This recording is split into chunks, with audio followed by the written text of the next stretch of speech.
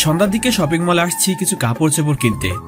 আর shopping মলটাতে কিছু discount চলছে, তাই ঘুরে ঘুরে কি কেনা যায় সেটা দেখতে লাগলাম।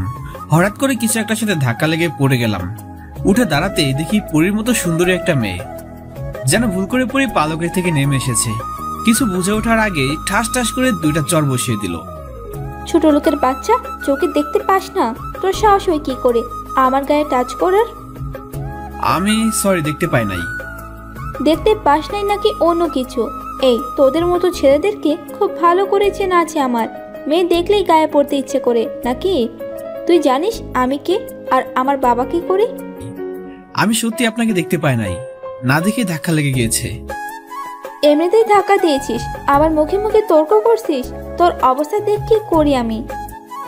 মাথা নিচে করে দাঁড়িয়ে আছি, তখন একটা লোক এসে মেয়েটাকে বলতে লাগলো, ম্যাডাম প্লিজ একটু শান্ত হন। ছেলেটা মনে হয় ভুল করে ধাক্কা দিয়ে ফেলেছে, আর ছেলেটা মনে হয় আপনাকে চিনতে পারে নাই। বিষয়টা আমি দেখছি, আপনি এখান থেকে যান। লোকটার কথা শুনে মেয়েটা রেগে গজগজ করতে করতে চলে গেল। তারপর লোকটা আমার সামনে এসে দাঁড়ালো। এই ছেলে, তোমার কি জানের ভয় নাই? জানো মেয়েটা কি?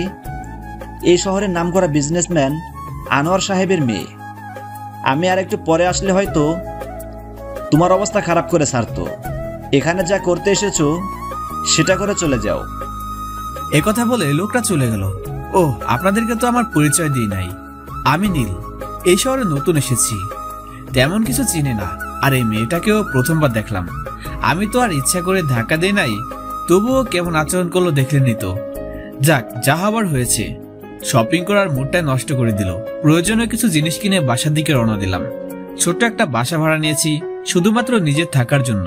এই শহরে আমাকে কেউ চিনে না। কথা বলতে বলতে বাসায় চলে আসলাম। ঘেমে নিয়ে একেবারে একাকার হয়ে গিয়েছি।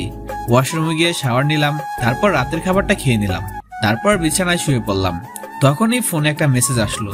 মেসেজটা ওপেন করে দেখি কলেজের অ্যাডমিশনটা হয়ে গিয়েছে। আসলে এই শহরে একটা কলেজে অনার্স দ্বিতীয় বর্ষের অ্যাডমিশনের জন্য আবেদন করেছিলাম, তো সেটা হয়ে গেছে। কাল থেকে ক্লাস করতে পারবো, তাই তাড়াতাড়ি ঘুমিয়ে গেলাম। সকালে ঘুম থেকে উঠে নামাজটা আদায় করে নিলাম, তারপর খাবারটা খেয়ে নিয়ে ড্রেস পরে নিলাম। নিজে ইচ্ছা করে কম দামি পোশাক পরলাম, তারপর চুলে তেল দিয়ে ভালো করে আঁচড়ে নিলাম। একদম খ্যাত লাগছে। যাক, এবার ঠিক আছে। কলেজের দিকে পা বাড়ালাম। ভিউয়ার্সরা হয়তো ভাবছেন কি জন্য খ্যাত হয়ে গেলাম। নিজেকে এমনি এমনি কি কেউ খ্যাত সাজাতে চায়? গল্পের সাথে থাকুন, সবটাই বুঝতে পারবেন। বাসা থেকে কলেজ বেশি দূরে নয়, মাত্র 5 মিনিটের রাস্তা। তাই কলেজে পৌঁছে গেলাম। গেট দিয়ে ঢুকতেই সামনের দিকে চোখ পড়লো। আরে, এ তো দেখি কালকের সে মেয়েটা। ওনার বাবা নাকি এই শহরের নামকরা বিজনেসম্যান। যাই হোক, আমাকে নিয়ে আমি ভাবতে থাকি। মেয়েটাকে না দেখার ভান করে চলে যেতে থাকলাম। তখনই পিছন থেকে একটা মেয়ে ডাক দিল, এই খ্যাত, কই যাস? এদিকে শুনে যা। তাকিয়ে দেখি যে ভয়টা পাচ্ছিলাম সেটাই হয়েছে। ওই যে একটা কথা আছে না, যেখানে বাঘের ভয় সেখানে সন্ধ্যা হয়। কালকে সে মেয়েটা ডাকছে, তাই সামনে না গিয়ে সোজা মেয়েটার কাছে চলে গেলাম। জি, আপনি আমাকে ডাকছেন? তুই ছাড়া এই কলেজে তো একটাও ক্ষেতকে দেখতে পাচ্ছি না, তো কাকে ডাকছি বোঝার কথা। ও আচ্ছা, বলুন, কি বলবেন? তুই তো সেই ছেলেটা যে গতকাল আমাকে ধাক্কা দিয়েছিল। কলেজে তো আগে দেখি নাই, নতুন নাকি? মাথাটা নিচু করে, জি, আবার আজকের প্রথম কলেজ। তোর নাম কি রে? জি, আমার নাম নীল। আর আপনার নাম? আমার নাম তানহা। গতকাল যে অপরাধ করেছিলি, তোর অবস্থা তো খারাপ করেই দিতাম, তবে শপিং মলে ম্যানেজারের কথায় বেঁচে গেছিলি। যাক সে কথা, বাট তোর মতো ক্ষেতকে প্রিন্সিপাল অ্যাডমিশন দিল কেন সেটাই তো মাথায় আসছে না। আর কিসব কাপড় পরেছিস সেগুলা? কাপড় কেনার টাকা না থাকলে আমার কাছ থেকে ভিক্ষা করে নিয়ে যাস। এটা বলেই হাসতে শুরু করলো। ইচ্ছা করলে কথাগুলো জবাব দিতে পারতাম, কিন্তু দিলাম না। সেখান থেকে ক্লাসে চলে আসলাম। এখনো ক্লাসের সময় হয়নি, তাই ক্লাসটা ফাঁকা ছিল। একেবারে লাস্ট বেঞ্চে গিয়ে বসলাম। এদিকে তানহার বান্ধবী লিজা। কি রে তানহা, ওই খ্যাতটাকে এভাবে অপমান করলি কেন? আরে গতকাল গিয়েছিলাম শপিং করতে, বাট কই থাকে জানে খ্যাতটা এসে আমাকে ধাক্কা দেয়। প্রচন্ড রাগে দুইটা চর মেরে রাগটা কন্ট্রোল করেছিলাম। একদম ঠিক কাজ করেছিলি। এইসব খ্যাতের কাজটাই হলো মেয়ে দেখলে গায়ে পড়া। আচ্ছা ঠিক আছে, এখন ক্লাসে চল, সময় হয়ে গেছে। তানহাও বান্ধবীদের সাথে ক্লাসের দিকে চলে যায়। ক্লাসে চুপ করে বসে আছি, হঠাৎ তাকিয়ে দেখি তানহাও তানহার বান্ধবীদের সাথে এই ক্লাসের দিকে আসছে। তাই মাথাটা নিচু করে থাকলাম। কি রে লিজা, খ্যাতটা আমাদের ক্লাসে বসে কি করছে? হ্যাঁ তাই তো রে, খ্যাতটা মনে হয় আমাদের সাথে একই ইয়ারে পড়ে। চল খ্যাতটাকে মজা দেখাচ্ছি, এই বলে শয়তানি করে হাসাহাসি করছে তারা। সবাই মিলে নীলের কাছে যায়। কি রে ছোট লোক, পিছু নিতে নিতে এই ক্লাস পর্যন্ত চলে আসছিস? মাথাটা নিচু করে থাকলাম। অপমান আর কত করবে, বড়লোকের দুলালি, অহংকার অনেক। মেয়েগুলো আর কিছু বলতে যাবে তখনই ক্লাসে স্যার চলে আসে। সব স্টুডেন্টরা নিজেদের জায়গায় বসে পড়ে। তারপর স্যার ক্লাস নেওয়া শুরু করে। তোমরা সবাই মনোযোগ দিয়ে শোনো। তোমাদের কলেজে নতুন একটা ছেলে এসেছে, আজ থেকে তোমাদের সাথেই লেখাপড়া করবে।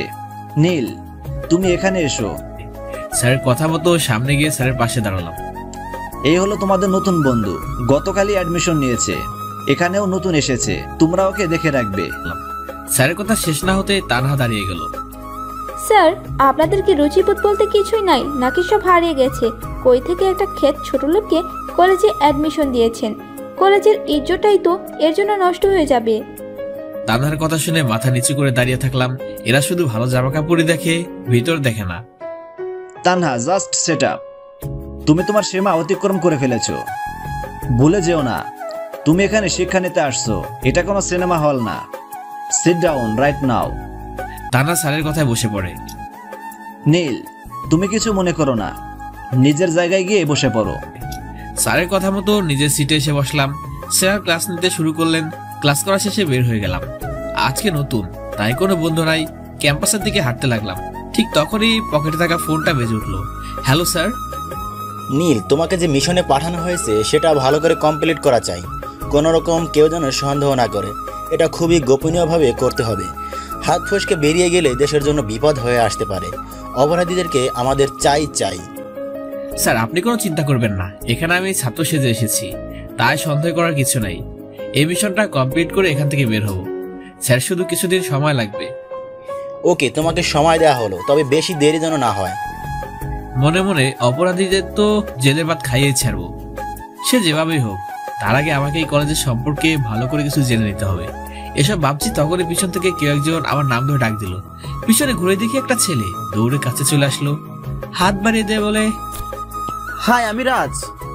আমি নীল। তো আমরা কি বন্ধু হতে পারি? হ্যাঁ অবশ্যই। আচ্ছা, তোমার বাসা কোথায়? এই তো সামনেই। আপনার বাসা? ওহ, আমার বাসা এই সিনেমা হলের পিছনে। আর তুমি আপনি করে বলছেন কেন? বন্ধুদের মধ্যে কখন আপনি চলে না। সো এখন থেকে তুই করে বলবো। আচ্ছা ঠিক আছে। এই, তোর নাম্বারটা দে তো। রাজকে আমার নাম্বারটা দিয়ে দিলাম। তারপর দুজন মিলে একটা গাছের নিচে বসলাম। তারপর দুজন মিলে কিছু আড্ডা দিয়ে বাসায় চলে আসলাম। রাতে খাবার খেয়ে কলেজের পড়াটা কমপ্লিট করলাম। ঘুমানোর জন্য চোখটা বন্ধ করেছি, তখনই ফোনটা বেজে উঠলো। আম্মু ফোন করেছে আসলে। হ্যাঁ আম্মু, কেমন আছো তুমি? আমি ভালো আছি রে বাবা, তুই কেমন আছিস? তোর শরীরটা ভালো আছে তো? আর তুই কোথায়? আম্মু এখানে চিন্তার কিছুই নেই, সব ঠিকই আছে। শরীরটাও অনেক ভালো আছে। আর আমি একটা গোপন মিশনে আছি, তাই কিছু বলা যাবে না। খুব তাড়াতাড়ি বাড়িতে ফিরে যাব। আচ্ছা এখন রাখো, কালকে কথা হবে। আচ্ছা বাবা, যেখানেই থাকিস অনেক ভালো থাকিস। ফোনটা রেখে দিয়ে ঘুমিয়ে পড়লাম, কারণ কালকে আবার কলেজে যেতে হবে। সকালবেলা ঘুম থেকে উঠে ডিম ভাজি আর ভাত রান্না করলাম। তারপর খেয়ে দিয়ে কলেজে চলে আসলাম। রাতকে কলেজের গেট থেকেই পেয়ে গেলাম। তারপর দুজন মিলে ক্লাসের দিকে পা বাড়ালাম। একটা ক্লাস করে বাইরে বের হয়ে আসলাম। তারপর আড্ডা দিতে লাগলাম। এমন সময় তানহা আমাদের সামনে আসলো। কি রে ছোট লোক, বন্ধু তো একটা জোগাড় করে নিয়েছিস দেখছি। তানহা, ভদ্রভাবে কথা বলো। তুমি ওকে ছোট লোক বলছো কেন? বলছি বেশ করছি তো, তোর এত জলসে কেন রে? কি রে ছোট লোক, তুই কি ওর কাছে থেকে টাকা মেরে খাওয়ার সিদ্ধান্ত নিয়েছিস নাকি? তানহা, আপনি কিন্তু আপনার সীমা পার করে ফেলছেন। এখান থেকে চলে যান বলছি, না হলে। তাহলে কি করবি তুই আমার? কি করব দেখবি তুই। ঠাস করে একটা থাপ্পড় বসাই দিলাম। তানহা টাল সামলাতে না পেরে মাটিতে পড়ে গেল। আমাকে কি ভেবেছিস? হ্যাঁ, সেই প্রথম দিন থেকে অপমান করে চলেছিস। কিছু বলি না বলে কি মাথা উঠে গেছিস? চারপাশে তাকিয়ে দেখি পুরো কলেজের সবাই আমার দিকে অবাক হয়ে তাকিয়ে আছে। আরে ভাই, আমি কি এলিয়েন নাকি? তানহা মাটি থেকে উঠে বলে, তুই কাজটা ঠিক করলি না ছোট লোকের বাচ্চা। তোর অবস্থা দেখ কি করি আমি। তুই সাপের লেজে পা দিয়েছিস। তানহার কথা শুনে মুচকে আসলাম। মনে মনে সাপের লেজকে পা দিয়েছে সেটা পরে জানতে পারবি। রাত চল এখান থেকে। এই বলে রাজকে নিয়ে ক্লাসে চলে আসলাম। নীল, তুই কিন্তু একটা ভুল করে ফেললি। তানহার বাবা এই শহরে এমপি, তার কথা পুরো কলেজ চলে। যেখানে তানার সাথে কেউ কথা বলতে সাহস পায় না, আর তুই তার মেয়ের গায়ে হাত দিয়েছিস, তুই এবার গেলি। আরে অত ভয় পাস না তো, মন দিয়ে ক্লাস কর, কিছুই হবে না। তারপর মন দিয়ে স্যারের লেকচার শুনতে লাগলাম। একটু পরে কলেজ গেটে দিয়ে 3 থেকে 4টা গাড়ি প্রবেশ করলো। গাড়ি থেকে কয়েকজন পুলিশ বের হয়ে আসে। তাদের একজন বলে ওঠে, এই তোদের কলেজে নীল কে রে? একটা ছেলে নীলের ক্লাসটা দেখিয়ে দেয়। তখনই পুলিশ ক্লাসের ভিতরে চলে আসে। এখানে নীল কে? সামনে তাকিয়ে দেখি কয়েকজন পুলিশ। রাজ পাশেই বসা ছিল। পুলিশ দেখে ভয় পেয়ে যায়। তারপর আমি দাঁড়িয়ে যাই। জি, আমি নীল। নামটা বলার সাথে সাথে দুজন পুলিশ এসে 2 পাশ দিয়ে জাপটে ধরে নেয়। কোনোভাবেই ছুটতে পারছি না। আরে আপনারা কি করছেন? শুধু শুধু আমাকে এভাবে নিয়ে যাচ্ছেন কেন? আমার অপরাধটা কি? তোকে শুধু শুধু ধরে নিচ্ছি মনে করেছিস? তুই তো সোজা এমপির মেয়ের গায়ে হাত দিয়েছিস রে ছোট লোক। তোর পোশাক আশাক দেখে তো খ্যাত আর ছোট লোক ছাড়া কিছু মনে হয় না। তবুও টার্গেট একদম এমপির মেয়েকে। চল, তোর জন্য স্বয়ং এমপি নিজে এসেছেন। 2টা পুলিশ নীলকে ধরে নিয়ে কলেজ গেটের সামনে চলে আসে। পুরো কলেজের ছেলে পেলে ঘটনাটি দেখছে। গাড়ির সামনে দেখি তানহা দাঁড়িয়ে আছে, আর সাথে একজন মধ্যবয়স্ক লোকও দাঁড়িয়ে আছে। আমাকে দেখেই লোকটা বলে উঠলো, ওসি সাহেব, এই ছোট লোকটাকে এমন ভাবে শাস্তি দিবেন যাতে কোনো মেয়ের দিকে চোখ তুলে তাকাতে না পারে। তখন বুঝে গেলাম যে লোকটা তানহার বাবা। ওসি স্যার, আপনি আমাকে যা শাস্তি দেন দিন, কিন্তু আমাকে 1 মিনিট বাড়িতে কথা বলতে দিন, নয়তো সবাই চিন্তা করবে আমার জন্য। পুলিশের কি মনে হলো জানি না, কিছুক্ষণ ভেবে তার ফোনটা আমার হাতে দিল। আমিও একটা নাম্বার তুলে ফোন লাগালাম। কিছুক্ষণ কথা বলে ওসির দিকে ফোনটা বাড়িয়ে দিলাম। এই যে ফোনটা দিন, আর কথা বলুন। ওসি আমার থেকে ফোনটা হাতে নিয়ে কিছুক্ষণ কথা বললো। তারপর মুখে ভয়ের ছাপ দেখা দিল। স্যার সরি স্যার, আমি ব্যাপারটা জানতাম না, আর কখনো এমন হবে না স্যার, বলেই ফোনটা কেটে দিলাম। তারপর ওসি এমপিকে ফোন করে বলে, সরি এমপি সাহেব, আমি এই ছেলেকে অ্যারেস্ট করতে পারবো না। এটা আপনি কি করছেন ওসি সাহেব? যে কাজে আসলেন সেটা ঠিক মতো করুন, না হলে এমন জায়গায় ট্রান্সফার করব যে মশা মারতে মারতে দিন শেষ হয়ে যাবে। আরে স্যার, রাখেন আপনার মশা মারা, আপনার মশা আপনিই মারেন। ওসির কথা শেষ হতেই এমপি সাহেবের ফোনটা বেজে ওঠে। পকেট থেকে ফোনটা বের করে রিসিভ করে কানে ধরেন। একটু পরে এমপি সাহেবের মুখ কালো হয়ে যায়। ফোনে কথা বলা শেষ করে তানহার গালে ঠাস করে একটা থাপ্পড় মারে। তানহা, তোর সাহস তো কম না। তুই জানিস তুই কার সাথে পাঙ্গা লড়ছিস? তোকে তো ইচ্ছে করছে আরো কয়েকটা থাপ্পড় লাগিয়ে দিই। নীল বাবা, আমার ভুল হয়ে গেছে। আমি কি তোমাকে কোনোভাবে সাহায্য করতে পারি? না আঙ্কেল, আমাকে সাহায্য করার কোনো প্রয়োজন নেই। তবুও যদি কখনো কোনো সমস্যা ফেস করো তাহলে আমাকে বলো। আচ্ছা, আমি এখন চলে যাচ্ছি, ভালো থাকো বাবা। বলে তিনি চলে গেলেন। পুরো কলেজ তো অবাক হয়ে তাকিয়ে আছে। যাকে ধরতে আসছিল একটু আগে, এখন কি থেকে কি হয়ে গেল? নীলকে ছেড়ে দিয়ে চলে যাচ্ছে। কিন্তু সব থেকে বেশি অবাক হয়েছে তানহা, কারণ এই পর্যন্ত অনেক ছেলেকে এইভাবে জেলে পাঠিয়েছে। তানহার দিকে কেউ চোখ তুলে তাকালেও তার অবস্থা খারাপ হয়ে যেত। সেখানে নীলকে তো ধরলই না, উল্টো খ্যাতটাকে ছেড়ে দিয়ে তার বাবা থাপ্পড় দিয়ে তাকে নিয়ে চলে গেল। যেখানে তানহার বাবা তানহাকে কখনো মারা তো দূরে থাক, একটি বকা পর্যন্ত দেয় নাই, সেখানে আজকে না এই খ্যাতটার জন্য থাপ্পড় মেরে দিল। তানহা মনে মনে প্রতিজ্ঞা করে এই খ্যাতটাকে যে করে হোক শাস্তি দিতেই হবে। এটাই তার কঠোর প্রতিজ্ঞা। তানহার বাবার সাথে কথা বলা শেষ করে চলে যেতে ধরেছি, তখনই পিছন থেকে ওসি ডাক দিল, এই ছেলে এদিকে আসো, একটা কথা আছে। ওসির কথা মতো তার সামনে গিয়ে দাঁড়ালাম। কি বলবেন বলুন? এমনিতে ক্লাস চলাকালীন নিয়ে আসছেন আমাকে। তোমার সাথে একটু আলাদা কথা বলতে চাই, প্লিজ না করো না। ওকে চলো, কিন্তু আমার বেশি সময় নষ্ট করা যাবে না। তারপর ওসির সাথে একটু সাইডে গেলাম। ওসি সাইডে এসে আমাকে স্যালুট করে বসলো। আমি তো পুরো অবাক হয়ে গেলাম। স্যার, আমার ভুল হয়ে গেছে, আমি আপনার বিষয়ে সবকিছু জেনে গেছি। আপনি এখানে থাক, তোমাকে আর কিছু বলতে হবে না। যা জেনে নিয়েছো চুপচাপ চলে যাও। তোমার মুখ থেকে যেন কোনোভাবে এই কথা বের না হয়ে যায়, সাবধান। ওকে স্যার, ভুল করে কিছু বের হবে না। ওকে, তুমি এখন যেতে পারো, আমার দিকে কাজ আছে।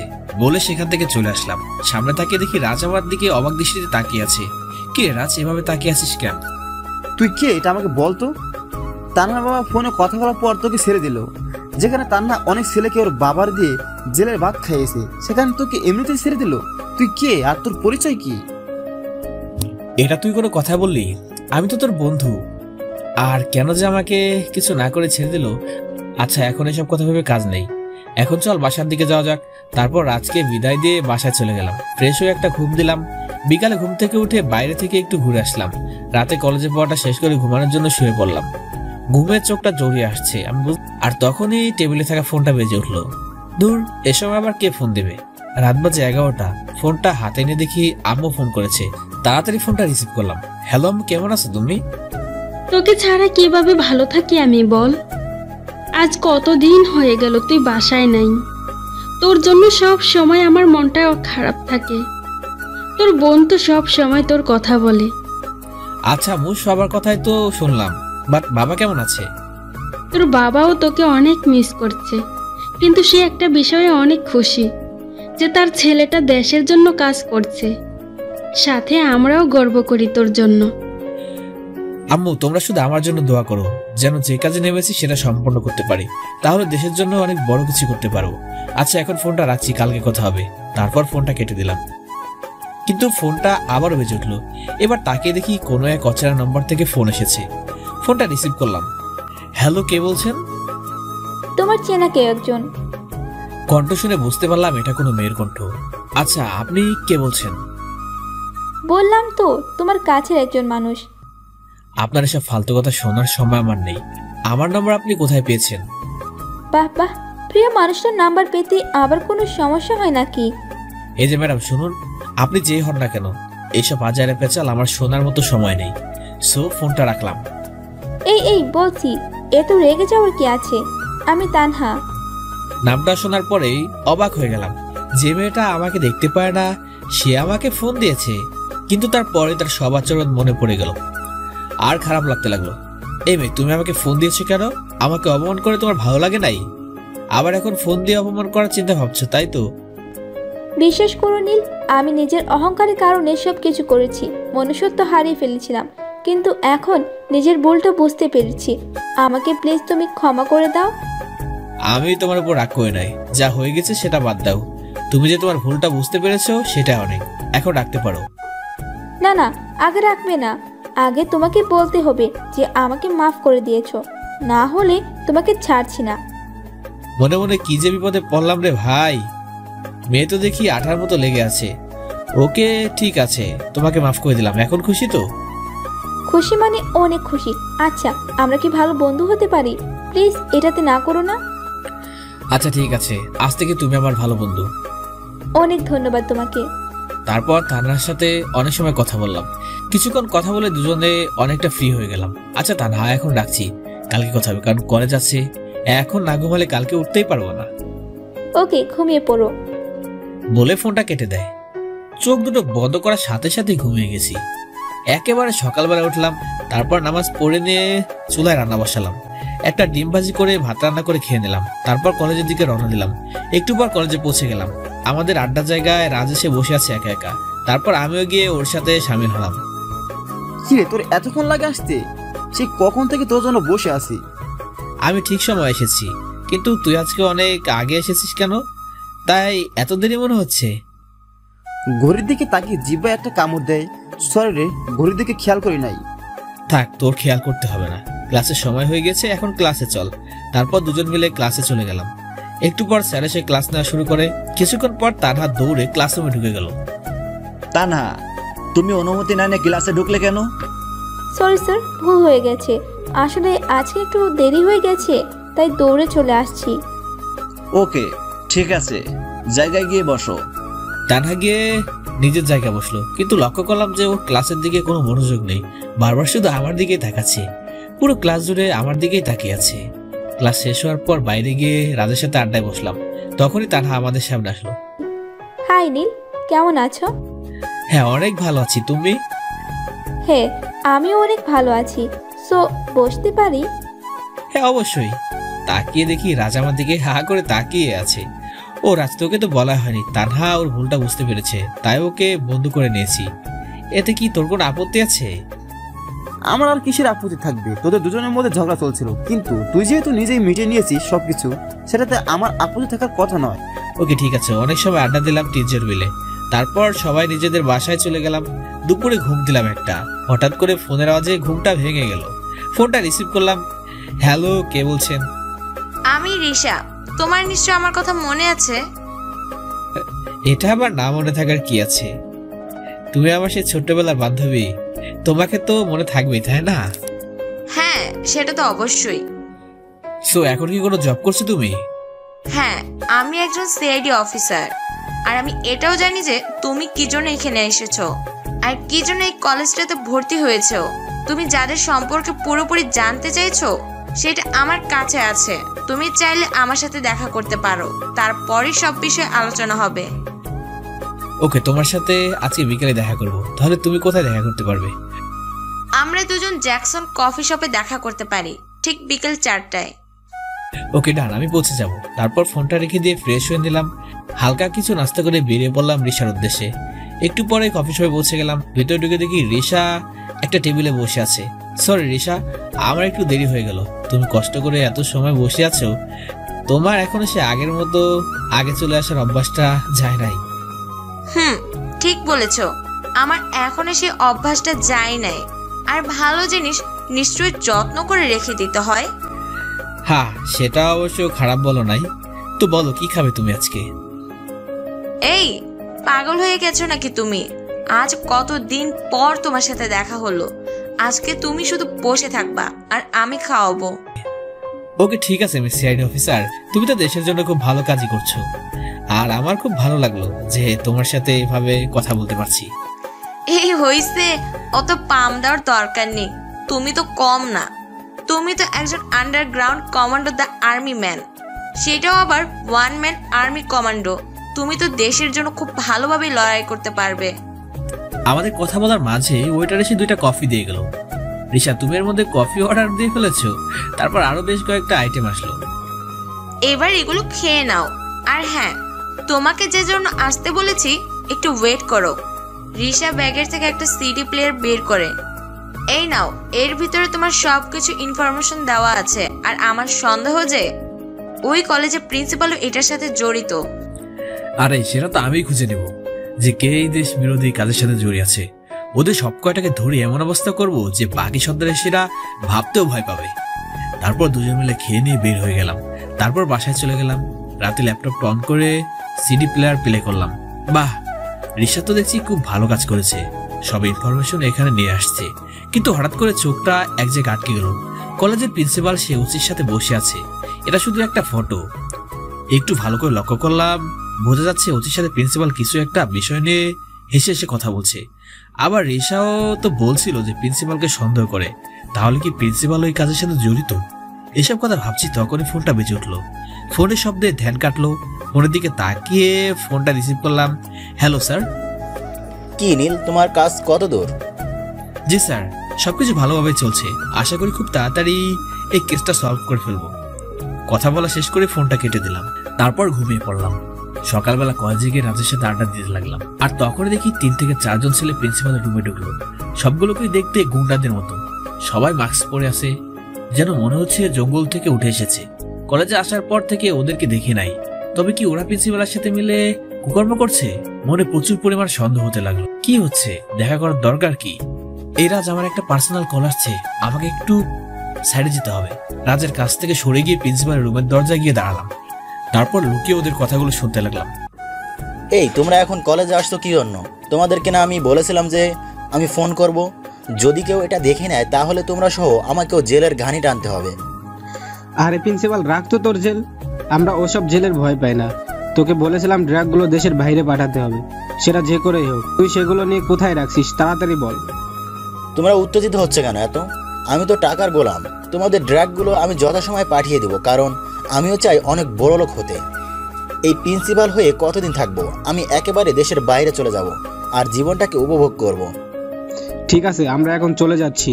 ঠিক সময়ে যেন মালগুলো পেয়ে যাই, নাহলে তোকে এমন অবস্থা করব যে তোকে কবরও ভয় পেয়ে দাফন করতে দেবে না। বলে ছেলেগুলো চলে গেল। এদিকে আমার সমস্ত কিছুর ভিডিও করা শেষ। ছেলেগুলো আসতেই লুকিয়ে পড়লাম। তারপর আবার রাজের কাছে চলে গেলাম, কিন্তু আড্ডা দেওয়া আর হলো না। তানহা রাজের সাথে বসে আছে। কিরে, তোর কথা বলতে এত সময় লাগে? সে কখন চলে গেলি? আরে এখন তো আসছি, আর ওয়েট করা লাগবে না। নীল, তুমি কোথায় গিয়েছিলে? আমি এসে দেখলাম রাজ বসে আছে, বাট তুমি নাই। ওকে জিজ্ঞাসা করলে বলল মোবাইলে কথা বলতে গেছে। সো কথা বলতে কি এত সময় লাগে নাকি? দুজন মিলে আমার পিছনে লাগছে। এখন আমার কান্না পাচ্ছে। থাক, আর কান্না করতে হবে না, অনেক ক্ষুধা লাগছে, পেটের মধ্যে ইঁদুর দৌড়াচ্ছে। এখন চল ক্যান্টিনে কিছু খেয়ে আসি। এই রে, তোর কথা শুনে তো ক্ষুধা লাগলো আমার। ও, তোমাদের ক্ষুধা লেগেছে সেটা আগে বলবি তো। চলো, তোমাদেরকে আজ রেস্টুরেন্টে নিয়ে খাওয়াবো, আমার পক্ষ থেকে একটা ট্রিট। কি তোমরা খুশি তো? আরে খুশি না মানে? এমপি সাহেবের মেয়ে ট্রিট দিবে আর সেটাতে খুশি না হয়ে থাকতে পারে? তারপর সবাই মিলে একটা রেস্টুরেন্টে ঢুকলাম। ওয়েটারকে ডেকে নিয়ে খাবার অর্ডার দিলাম। রাজ ওর মনের মতো করে খাবার অর্ডার দিল। রাজের অর্ডার দেওয়া দেখে মনে হচ্ছে একটা রাক্ষসকে খেতে নিয়ে আসছি। কি রে রাজ, তুই এত কিছু খেতে পারবি তো? আরে বলিস কি, খেতে পারবো না মানে? তুই শুধু তাকে তাকে দেখে যা, তারপর কথা বলবি। তানহা রাজের কথা শুনে হেসে দিল। আচ্ছা ঠিক আছে, তোমার যেটা মন চায় সেটাই খাও, আজ আমার পক্ষ থেকে ট্রিট বলে কথা। একটু পর ওয়েটার এসে সব আইটেমগুলো দিয়ে যায়। তারপর সবাই মিলে খাওয়া শুরু করলাম। রাজ প্রচুর পরিমাণে খেলো, যা দেখে আমি তো পুরাই অবাক। খাওয়া শেষ করে সব বিল মিটিয়ে বের হলাম। আচ্ছা, এখন তাহলে বাসা থেকে রওনা দেওয়া যাক, কালকে আবার কলেজে দেখা হবে। তারপর সবাইকে বিদায় জানিয়ে বাসায় চলে গেলাম। এখন একটাই কাজ, কবে যে এই ড্রাগগুলো পাচার হবে সেটা জানতে হবে। আর আমার অভিজ্ঞতা অনুযায়ী এই কলেজ থেকে ড্রাগগুলো পাচার হবে। ওরা শুধু সময়ের অপেক্ষা করছে। বিকালবেলা রিক্সাকে ফোন করলাম। হ্যাঁ নীল, বলো কি খবর তোমার? হ্যাঁ, আমার খবর তো অনেক ভালো। তো তুমি এখন জ্যাকসন কফি শপটাতে আসতে পারো? হ্যাঁ, আসতে পারবো। তবে একটা কথা, আসার সময় এই শহরের একটা ম্যাপ নিয়ে আসবে, আর ড্রাগ ডিলার ড্রাগন এলাকার একটা ম্যাপ নিয়ে আসবে। তুমিও চলে এসো, আমি রওনা দিচ্ছি। ওকে, আমি এখনই বের হচ্ছি, তুমি চলে আসো। রিসার সাথে কথা বলে দ্রুত তৈরি হয়ে নিলাম। তারপর জ্যাকসন রেস্টুরেন্টের উদ্দেশ্যে বেরিয়ে পড়লাম। একটু পরে পৌঁছে গিয়ে দেখি রিসা বসে আছে। সরি রিসা, একটু দেরি হয়ে গেল নাকি? না না, দেরি হয়নি, আমারও একটু আগে আসার অভ্যাস। তোর জিনিসগুলো এনেছো নাকি? হ্যাঁ, সবকিছু এনেছি। তারপর ম্যাপ বের করে দিল। নাও, এইটা হলো আমাদের বন্ধুত্বের উপহার। তুমি চাইলে কিন্তু আমাদের পুরো সিআইডি টিম তোমাকে সাহায্য করতে পারি। আরে না, তার আর কোনো দরকার হবে না, আমি একা কাজটা করতে পারবো। তবুও একবার ভেবে দেখতে পারো। আচ্ছা তুমি একটা কথা বলো তো, তুমি এত ফিট থাকো কেমন করে? আরে বাবা, একজন কমান্ডো আমি, সারাদিন এসব নিয়ে থাকতে হয়। তো এত সব কাজ করতে গেলে তো ফিট থাকতেই হবে। তারপর দুজন মিলে কফি খেলাম। আচ্ছা এখন যাওয়া যাক।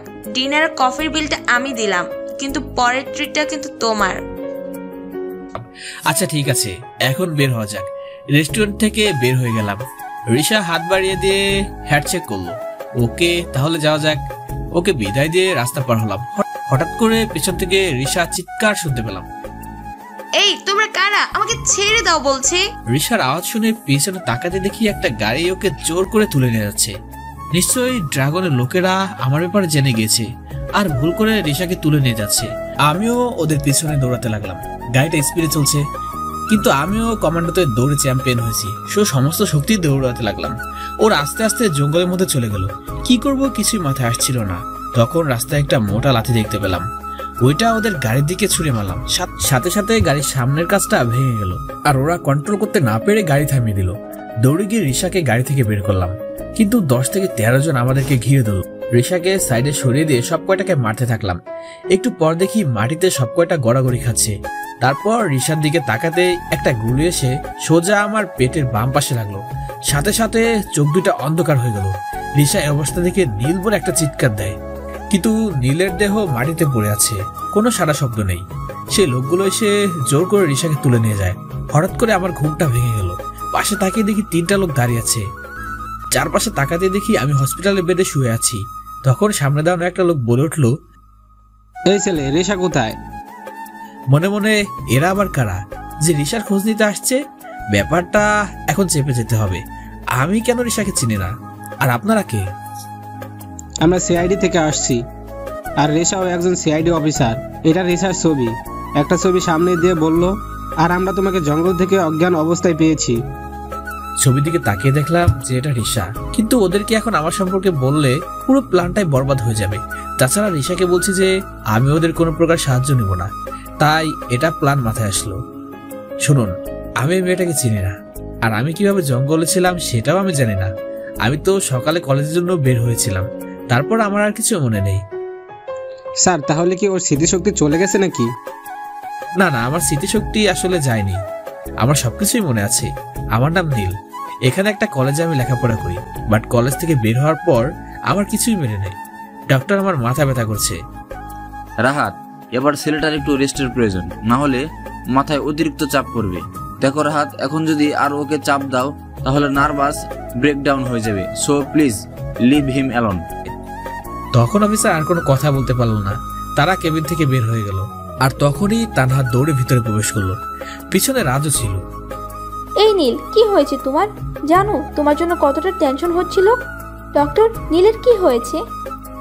দেখো তাহনা, চিন্তার কোনো কারণ নাই। ওনার একটা গুলি লেগেছিল পেটের ডান পাশে। সেন্সিটিভ সুয়ে বেরিয়ে গেছে, এখন সম্পূর্ণ বিপদমুক্ত। আপনি আমাকে কেমন করে চিনেন? আরে তুমি আমাদের আনোয়ার সাহেবের মেয়ে, আর তোমাকে চিনবো না এটা কেমন করে হয়? এই নীল, কেমন করে হলো এসব? জানো তোমার জন্য আমার কতটা টেনশন হচ্ছিল। কতবার যে তোমাকে ফোন করেছি, বাট তোমার কোনো খোঁজ খবর পাই নাই। তারপর অনেক কষ্টে তোমাকে খোঁজে চলে আসলাম। এই তানহা, আমার কিছু হয়নি। আমি এখন একদম ঠিক আছি। আর তুমি এত উতলা হও না, শরীর খারাপ করবে। আমার শরীর নিয়ে তোমাকে এত চিন্তা করতে হবে না। নিজের পেটে গুলি লেগেছে, সেটা নিয়ে কোনো চিন্তা নেই। তানহা কথা বলেই কেঁদে দিল। আরে পাগলি, তুমি কাঁদছো কেন? কাদার মতো কিছু হয়েছে নাকি? আর ডক্টর তো বলে দিয়েছে যে আমি সম্পূর্ণ বিপদমুক্ত আছি। তুমি আর কি বুঝবে? আমার কোনো প্রিয় মানুষের কিছু হলে খুব কষ্ট হয় আমার। আর তুমি তো এখন আমার খুব ভালো একটা বন্ধু। আচ্ছা ডক্টর, আপনারা ওর সমস্ত রকম ট্রিটমেন্ট করুন, কোনো কমতি যেন না থাকে। যত টাকা লাগে আমি দেব। নার্স, রোগীকে একটা ঘুমের ওষুধ দিন, এখন ওনার ঘুমের প্রয়োজন। নার্স এসে নীলকে একটা ঘুমের ওষুধ দেয়। ওষুধ খেয়ে নীল ঘুমিয়ে পড়ে। একটানা দুপুর পর্যন্ত ঘুমিয়ে থাকে নীল। এরপর দুপুরে ঘুম ভেঙে যায়। আস্তে করে চোখ খুলে তাকিয়ে দেখি আমার পাশে তানহা বসে আছে। আমার হাতের উপর মাথা রেখে ঘুমিয়ে পড়েছে, কিন্তু ওর মাথার কিছু চুল ওর মুখের উপর এসে পড়েছে। সব মিলিয়ে ওকে খুব মায়াবী লাগছে। ইচ্ছে করছে ওর কপালে ভালোবাসা একটা পরশ এঁকে দেই, কিন্তু সেই দিক দিয়ে আমি বাধাগ্রস্ত, কারণ দুজনের মধ্যে ভালো বন্ধুত্বের বেশি আর কিছু নেই। এসব ভাবতে গিয়ে হাতটা হালকা টান লাগলো, আর তখনই তানহার ঘুমটা ভেঙে গেল। ওহ নীল, তুমি উঠে পড়ছো? এখানে বসে থাকতে থাকতে কখন যে চোখটা লেগে গিয়েছিল বুঝতে পারি নাই। তোমার তো এখন দুপুরে খাবারের সময় হয়ে গেছে। রাজকে খাবার আনতে পাঠিয়েছি, এখনই চলে আসবে। দুজনে কথা বলতে বলতে রাজ খাবার নিয়ে চলে আসলো। আমার ফেভারিট খাবার বিরিয়ানি নিয়ে আসছে। রাজ খাবারটা তানহার হাতে দিল। তারপর তানহা খাবারগুলো একটা প্লেটে নিয়ে দিল, তারপর আমার হাতে দিল। নাও, এবার খাবারগুলো খেয়ে নাও, তোমার ওষুধ খেতে হবে। খাবার খাওয়ার জন্য উঠতে গিয়েই পেটে ব্যথা লাগলো। ব্যথায় কুকড়ে উঠলাম। এই তোমার আবার কি হলো? ইস, আমার তো মনেই নেই যে তোমার পেটে গুলি লেগেছে। তুমি উঠে খেতে পারবে না। সত্যি বিষয়টা ভুলে গিয়েছিলাম। আসো, আমি খাইয়ে দিচ্ছি। তানহার কথা শুনে পুরো অবাক হয়ে গেলাম। মেয়েটা বলছে কি ও নাকি আমাকে খাইয়ে দেবে? মাথাটা পুরো খারাপ হয়ে গেল নাকি? এত কিছু ভাবছো কেন তুমি? আমার মাথা একটু খারাপ হয় নাই। তুমি অসুস্থ বলে তোমাকে খাইয়ে দিচ্ছি। এখন চুপচাপ করে খাবারগুলো খেয়ে নাও তো। ওরে বাস রে, তানহা কি কোনো অলৌকিক শক্তি আছে নাকি? আমার মনের কথা কেমনে জেনে গেল? চুপ হয়ে ভদ্র ছেলের মতো খেয়ে দিলাম। তানহা আমাকে অনেক যত্ন করে খাইয়ে দিল। এমন একটা বউ থাকলে তো আরামে জীবনটা পার করে দেওয়া যেত। খাবারটা শেষ করে ওষুধ খেয়ে দিলাম। তারপর রাজ আর তানহার সাথে গল্প করতে লাগলাম। সন্ধ্যার দিকে রাজকে বললাম বাড়ি ফেরার পথে তানহাকে নামিয়ে দিয়ে আয়। না নীল, আমি তোমাকে ছাড়া এক পাও নড়ছি না। রাজ বাসায় চলে যাক, আমি এখানেই তোমার কাছে থাকবো। একেবারে তুমি সুস্থ হলে তারপর বাসায় যাব। আরে তানহা, তোমার বাবা মা তো তোমার জন্য চিন্তা করবে। তাছাড়া তুমি বা আমার জন্য এত চিন্তা করছো কেন? আর তুমি বা কোথায় থাকবে? কে বলেছে আমার বাবা মা চিন্তা করবে? তাদেরকে আমি বলে দিয়েছি যে আমি এখানেই থাকবো, আর বাবাও হ্যাঁ বলে দিয়েছে। তাই রাজ চলে যাক। আর তুমি এখন আমার সব থেকে কাছের বন্ধু, তাই তোমাকে ছাড়া যাব না। তোমাকে আমার থাকার জায়গার জন্য চিন্তাও করা লাগবে না। জানি আর কিছু বলে কাজ হবে না, তাই রাজকে বাসায় চলে যেতে বললাম। আর তানহা আমার সাথে থাকলো। এভাবে পুরো 3 দিন কেটে গেল। এই কয়দিনে তানহা আমার সাথে ছায়ার মতো লেগেছিল। ওর প্রতি অনেকটা দুর্বল হয়ে পড়ে আমি। হয়তো ভালোবেসে ফেলেছি ওকে, কিন্তু ওকে কথাটা বললে অনেক কষ্ট পাবে, তাই বলতে পারবো না। এভাবে আরো 2 দিন হসপিটালে থাকলো। তারপর সকালের দিকে আমাকে রিলিজ করা হলো। আচ্ছা রাজার তানহা, তোমরা বাসায় চলে যাও। আমি এখন ঠিক হয়ে গিয়েছি, একাই চলে যেতে পারো। নীল, তোমার কি মাথা খারাপ হয়ে গেছে নাকি? তুমি এখনো সুস্থ হও নাও। তোমাকে একা কিভাবে ছেড়ে দেই? হ্যাঁ, তান্না তো ঠিকই বলছে। তুই এখনো সুস্থ হস নাই, এখন তুই আমার সাথে আমার বাসায় গিয়ে থাকবি। মনে মনে, আরে এরা তো জানে না যে আমি একজন কমান্ডো, আর এসব কতগুলি আমাকে হজম করতে হয়েছে সেটা আল্লাহ জানে।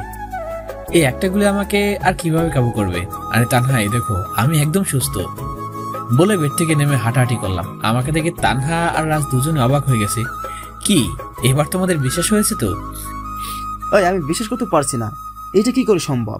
গুলি খাওয়া 3-4 দিন পরেও কেউ এভাবে হাঁটতে পারে? একভাবে নীলের দিকে তাকিয়ে আছে। তানহা হা করে তাকিয়ে দেখছে। দেখবে না আমি কাদের বন্ধু? তোমরা সাথে থাকলে আমার কিছুই হবে না। আচ্ছা চলো এখন বাসায় যাওয়া যাক। হসপিটাল থেকে বের হয়ে সোজা বাসায় চলে গেলাম। হঠাৎ রিশার কথা মনে পড়ে গেল। ওকে তো এতক্ষণে নিশ্চয় ছেড়ে দিয়েছে, কারণ ভুল করে আমার জায়গায় ওকে ধরে নিয়েছে। সো ওর কাছে সিআইডির ব্যাচ আছে, সেটা দেখে তো এতক্ষণ ছেড়ে দেওয়ার কথা, কারণ রিশাকে নিয়ে ওদের কোনো কাজ নেই। বাড়িতে এসে বিছানায় শুয়ে পড়লাম। কালকে থেকে আবার কলেজে যাওয়া শুরু করতে হবে। আমি একটু আগে বাসায় এসেছি, তোমার কোনো চিন্তা করতে হবে না আমাকে নিয়ে। তুমি নিশ্চিন্তে থাকো। নিশ্চিন্তে কিভাবে থাকবো বলো? তোমার জন্য তো অনেক চিন্তা হচ্ছে আমার। তুমি সুস্থ আছো, তবুও তোমার অসুস্থতার জন্য চিন্তা হচ্ছে যদি আবার অসুস্থ হয়ে পড়ো। আরে না, আমার কি হবে? তুমি কোনো চিন্তা করো না। আচ্ছা এখন রাখি, আমি বিশ্রাম নেব। আচ্ছা ঠিক আছে, তুমি কি কাল কলেজে আসতে পারবে? হ্যাঁ, কলেজে আসতে পারবো, কোনো সমস্যা হবে না। তারপর ফোনটা কেটে দিয়ে বিছানায় শরীরটা এলিয়ে দিলাম। ওরদিকে সিআইডি টিমের মাথা খারাপ হয়ে যাচ্ছে। রিশার কোনো খোঁজ পাওয়া যাচ্ছে না।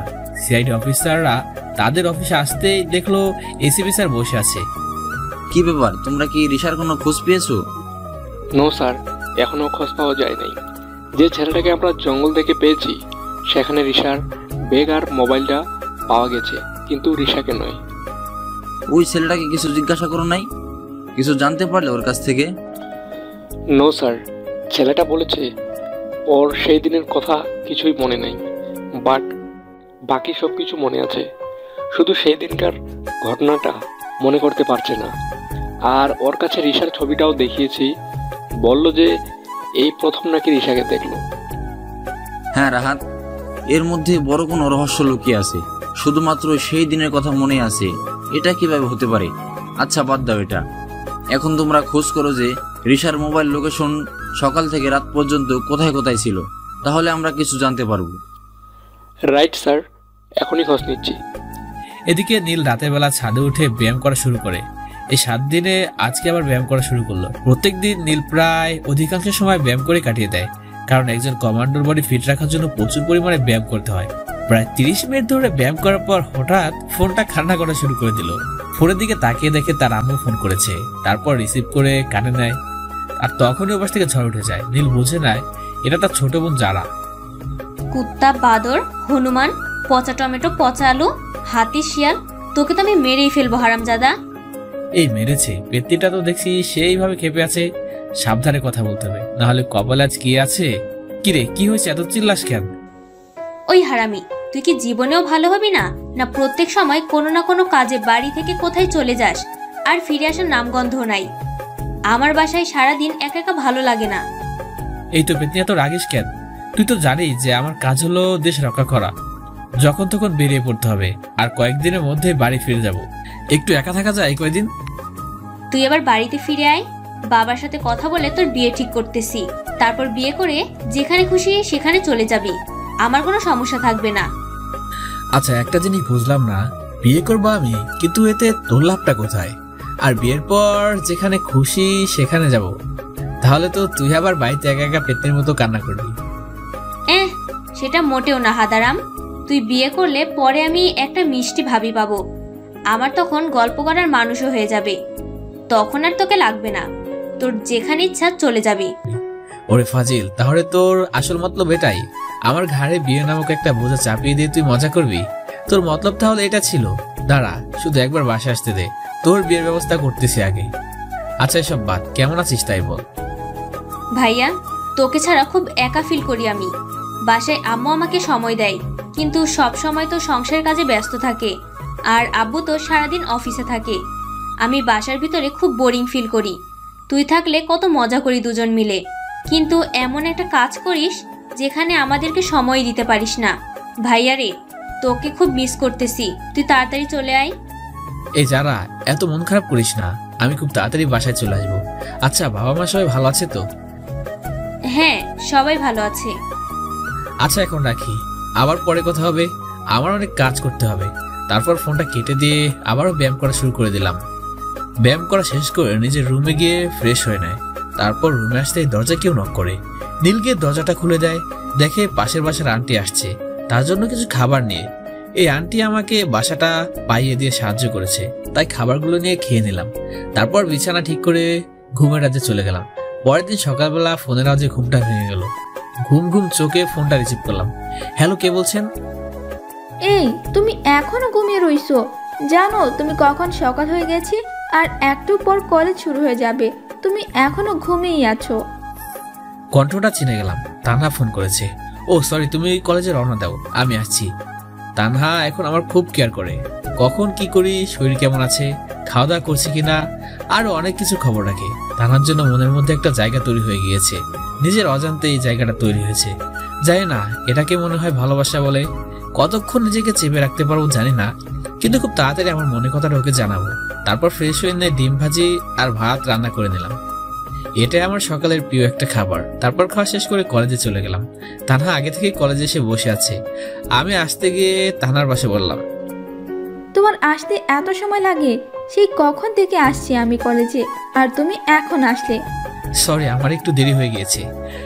আসলে আজ কেমন যে কি হয়েছিল, ঘুম থেকে উঠছি দেরিতে, তাও তোমার ফোন পাওয়ার পর ঘুমটা ভাঙছে, না হলে তো আজ কলেজে আসতে পারতাম না। আচ্ছা, রাজকে তো দেখতে পাচ্ছি না, রাজকে এখন আসে নাই নাকি? যাক, রাজ বেচারা অনেকদিন বাঁচবে, তুমি বলার সাথে সাথেই হাজির।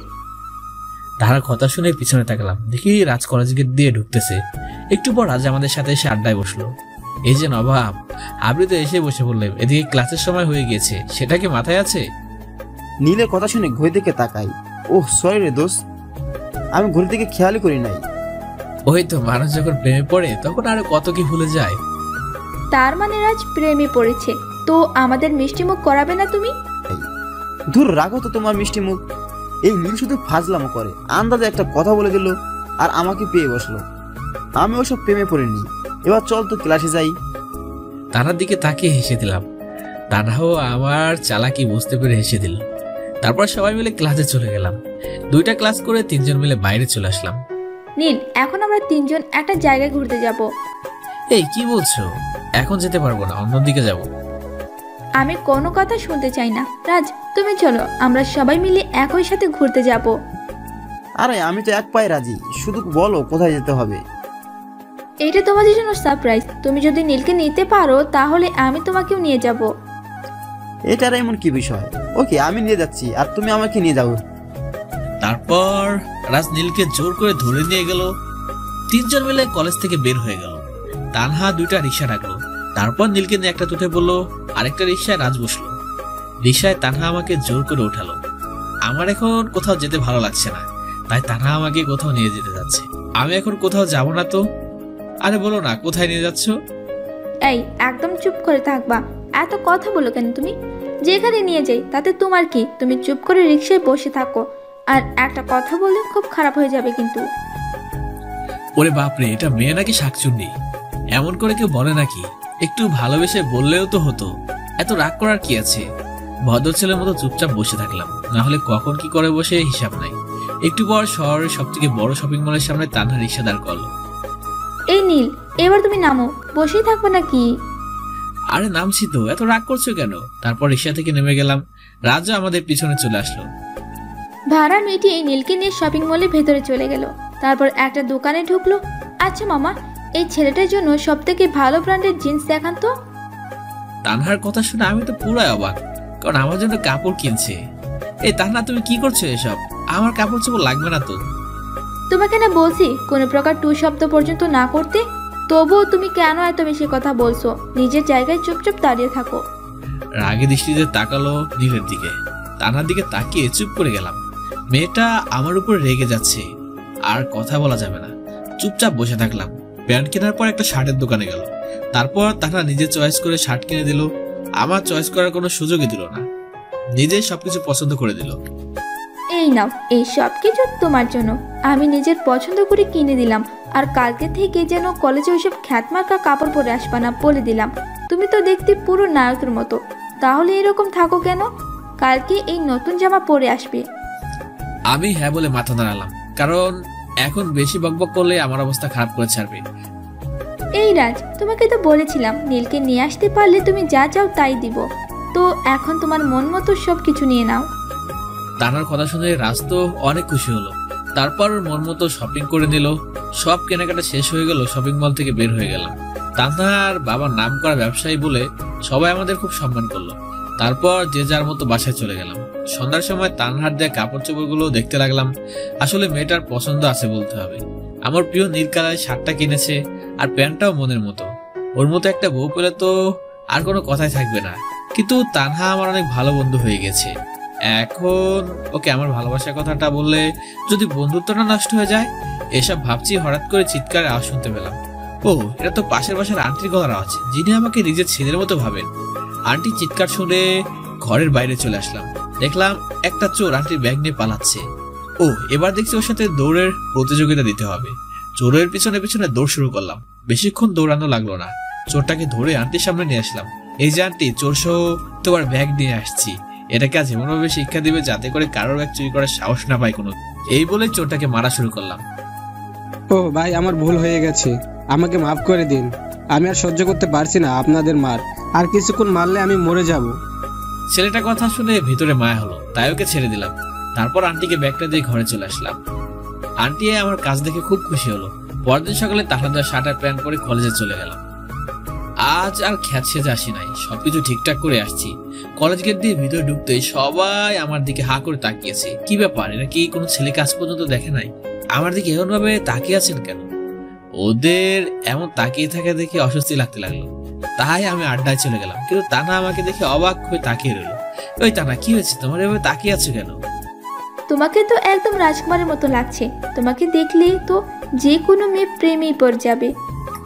আরে তানা, তুমি যে কি বলো না। আরে দোষ, সত্যি তোকে নায়ক মতো লাগছে, একদম যেন রাজকুমার। তোকে দেখলে আসলে যে কোনো মেয়ে পটে যাবে। আচ্ছা, ওই এতক্ষণ ধরে আমার অনেকগুলো গুণগান করছিস, এবার ক্লাসের টাইম হয়ে গেছে, চল ক্লাসে যাওয়া যাক। তারপর তিনজন মিলে ক্লাসে থেকে রওনা দেয়। তানহা আজ নীলের পাশে বসছে, কিন্তু নীল কিছু বলতেও পারছে না। ক্লাসের সবাই আর চোখে নীলের দিকে তাকাচ্ছে। নীলের বিষয়টা কেমন যেন লাগতে লাগলো। তবে একটা বিষয়ে খুব ভালো লাগছে, নতুন বেশে আসছি তো, তাই সবাই এমনভাবে তাকাচ্ছে। নীল মনে মনে হেসে দেয়। একটু পরেই ক্লাস শেষ হয়ে যাওয়ার পর তিনজন মিলে কিছুক্ষণ আড্ডা দেই। তারপর ক্যান্টিনে গিয়ে খেতে বসি। নীল কি খাবে বলো? তোমার যা পছন্দ হয় তাই অর্ডার করো। এই রাজ, তুমি কি খাবে? ওই তো, আজ আমরা কেউ অর্ডার দেবো না, তোমার ইচ্ছে মতো অর্ডার করো, সেগুলোই আজ খাবো। তানহা ওদের কথা শুনে হেসে দেয়। আচ্ছা আচ্ছা, ঠিক আছে, আমি আজকে অর্ডার করছি। তারপর তানহা ওর পছন্দ মতো আইটেমগুলো অর্ডার করে। খাবার আসতে কিছুক্ষণ সময় লাগবে, তাই তিনজনে মিলে গল্প করতে থাকে। হঠাৎ করে একটা মেয়ে এসে নীলের সামনে হাঁটু গেড়ে বসে পড়ে, হাতে একটা গোলাপ ফুল। নীল, আমি তোমাকে অনেক ভালোবাসি, কিন্তু তোমাকে কখনো বলার মতো সাহস পাই নাই। আজকে কি যেন হলো আমার, তোমাকে দেখে আরেকবার ফিদা হয়ে গেলাম। তাই কিছু না ভেবেই প্রপোজ করলাম। তুমি কি আমাকে ভালোবাসবে? আমি কিছু বলতে যাব, সবার আগে তানহা যা করে বসলো সেটা দেখে তো সবাই অবাক হয়ে গেল। তানহা মেয়েটার গালে খুব জোরে দুটা থাপ্পড় মেরে দিল। মেয়েটা তাল সামলাতে না পেরে ছিটকে পড়ে গেল। তানহা আচরে মেয়েটা খুব ভয় পেয়ে যায়। তানহা আবার ওকে মারতে যায়। তখন আমি গিয়ে তানহাকে ধরে ফেললাম, আর মেয়েটা আমার পিছনে লুকিয়ে বলল, এই তানহা, তোমার কি মাথা খারাপ হয়ে গেছে নাকি? এই মেয়েটাকে এইভাবে মারছো কেন? তো মারবো না, কি করব? এই মেয়ের কত বড় সাহস যে তোমাকে প্রপোজ করে। আরে তানহা, এতে তোমার সমস্যাটা কি হলো? একজন মানুষ কাউকে ভালো লাগতেই পারে। এই ভালো লাগার অধিকার প্রত্যেক মানুষের মধ্যে রয়েছে, যে অধিকারটা ওই মেয়েরও আছে। তাই বলে তুমি ওকে এভাবে মারবে নাকি? তোমার তো দেখছি দিন দিন মাথায় খারাপ হয়ে যাচ্ছে। ওই মেয়েটা আমাকে পছন্দ হয়েছে, তাই ও আমাকে প্রপোজ করেছে, কিন্তু আমার তো ওকে পছন্দ হয়নি। এই কথাটা বলার আগেই তো তুমি ওকে ইচ্ছা মতো মারলে। এখন দেখো মেয়েটা ভয় পেয়ে আমার পিছনে লুকিয়ে আছে। একদম চুপচাপ করে আছে, কোনো কথা বলছে না। সে মনে হয় একটু বেশি করে ফেলছে। মেয়েটাকে ইশারা দিয়ে চলে যেতে বললাম। এই তানহা, মেয়েটা তো এবার চলে গেছে, টেবিলে বসো, খাবার খাবে এখন। তানহা নীলের কথায় কোনো উত্তর না দিয়ে মাথা নিচে করে ক্যান্টিন থেকে দৌড়ে বের হয়ে যায়। তানহা হঠাৎ করে কোথায় চলে যাচ্ছে তুমি? কিন্তু তানহা কোনো কথা শুনে না। এরে, তানহাকে মনে হয় একটু বেশি বলা হয়ে গেছে। এরকম না বললেও মনে হয় হতো, কিন্তু মেয়েটা যে কাণ্ড করে বসলো তাতে একটু রাগ হয়ে গিয়েছিল। রাগের মাথায় কি সব বলে ফেলেছি। ধুর, আজকের দিনটাই খারাপ। এই রাত চল বাসায় যাই। তারপর দুজন মিলে কলেজ থেকে বের হয়ে গেলাম। বাড়িতে গিয়ে শাওয়ার নিয়ে নিলাম। অনেক সময় ধরে আর শাওয়ার নিলাম, এখন বেশ ভালোই লাগছে। তারপর বিছানায় শরীরটা রেখে ঘুমের রাজ্যে চলে গেলাম। বিকালবেলা ঘুম থেকে উঠে ক্ষুধা লেগে গেল। ঘরে দেখলাম কোনো খাবার নাই। এদিকে ক্ষুধাটা অনেক লেগেছে। পকেটে হাত দিয়ে দেখলাম অল্প কিছু টাকা আছে। তাই বাসার পাশের চায়ের দোকানে চলে গেলাম। চাচাকে বলে একটা চায়ের অর্ডার দিলাম। দোকান থেকে একটা পাউরুটি আর কলা নিয়ে খেতে লাগলাম। একটু পরে দেখলাম এই রাস্তা দিয়ে তানহা ওর কয়টা বান্ধবী এদিকে আসছে। এটা দেখে নিজেকে লুকাতে গেলাম, কিন্তু তার আগেই তানহা আমাকে দেখে ফেললো। তারপর ওর বান্ধবীদের সাথে কথা বলতে লাগলো। আচ্ছা শুন, আমার একটু কাজ পড়ে গেছে, তোরা চলে যা এখন। তোদের সাথে আমি পরে কথা বলছি। তানহার বান্ধবীরা চলে যাওয়ার পর তানহা আমার কাছে চলে আসলো। আমি দোকান থেকে বের হয়ে ওর সামনে গিয়ে দাঁড়ালাম। কি নীল, তুমি এখানে এই চায়ের দোকানে কি করছো? আর এখন এই কলা পাউরুটি খাচ্ছ কেন? দুপুরে ভাত খাইছো তুমি? আসলে হয়েছে কি, দুপুরে ঘুমিয়ে গেছিলাম। তারপর বিকালে ঘুম থেকে উঠে দেখি ঘরে কোনো খাবার নেই। পকেটে সামান্য কিছু টাকা ছিল, সেজন্য হালকা কিছু খেয়ে নিচ্ছি।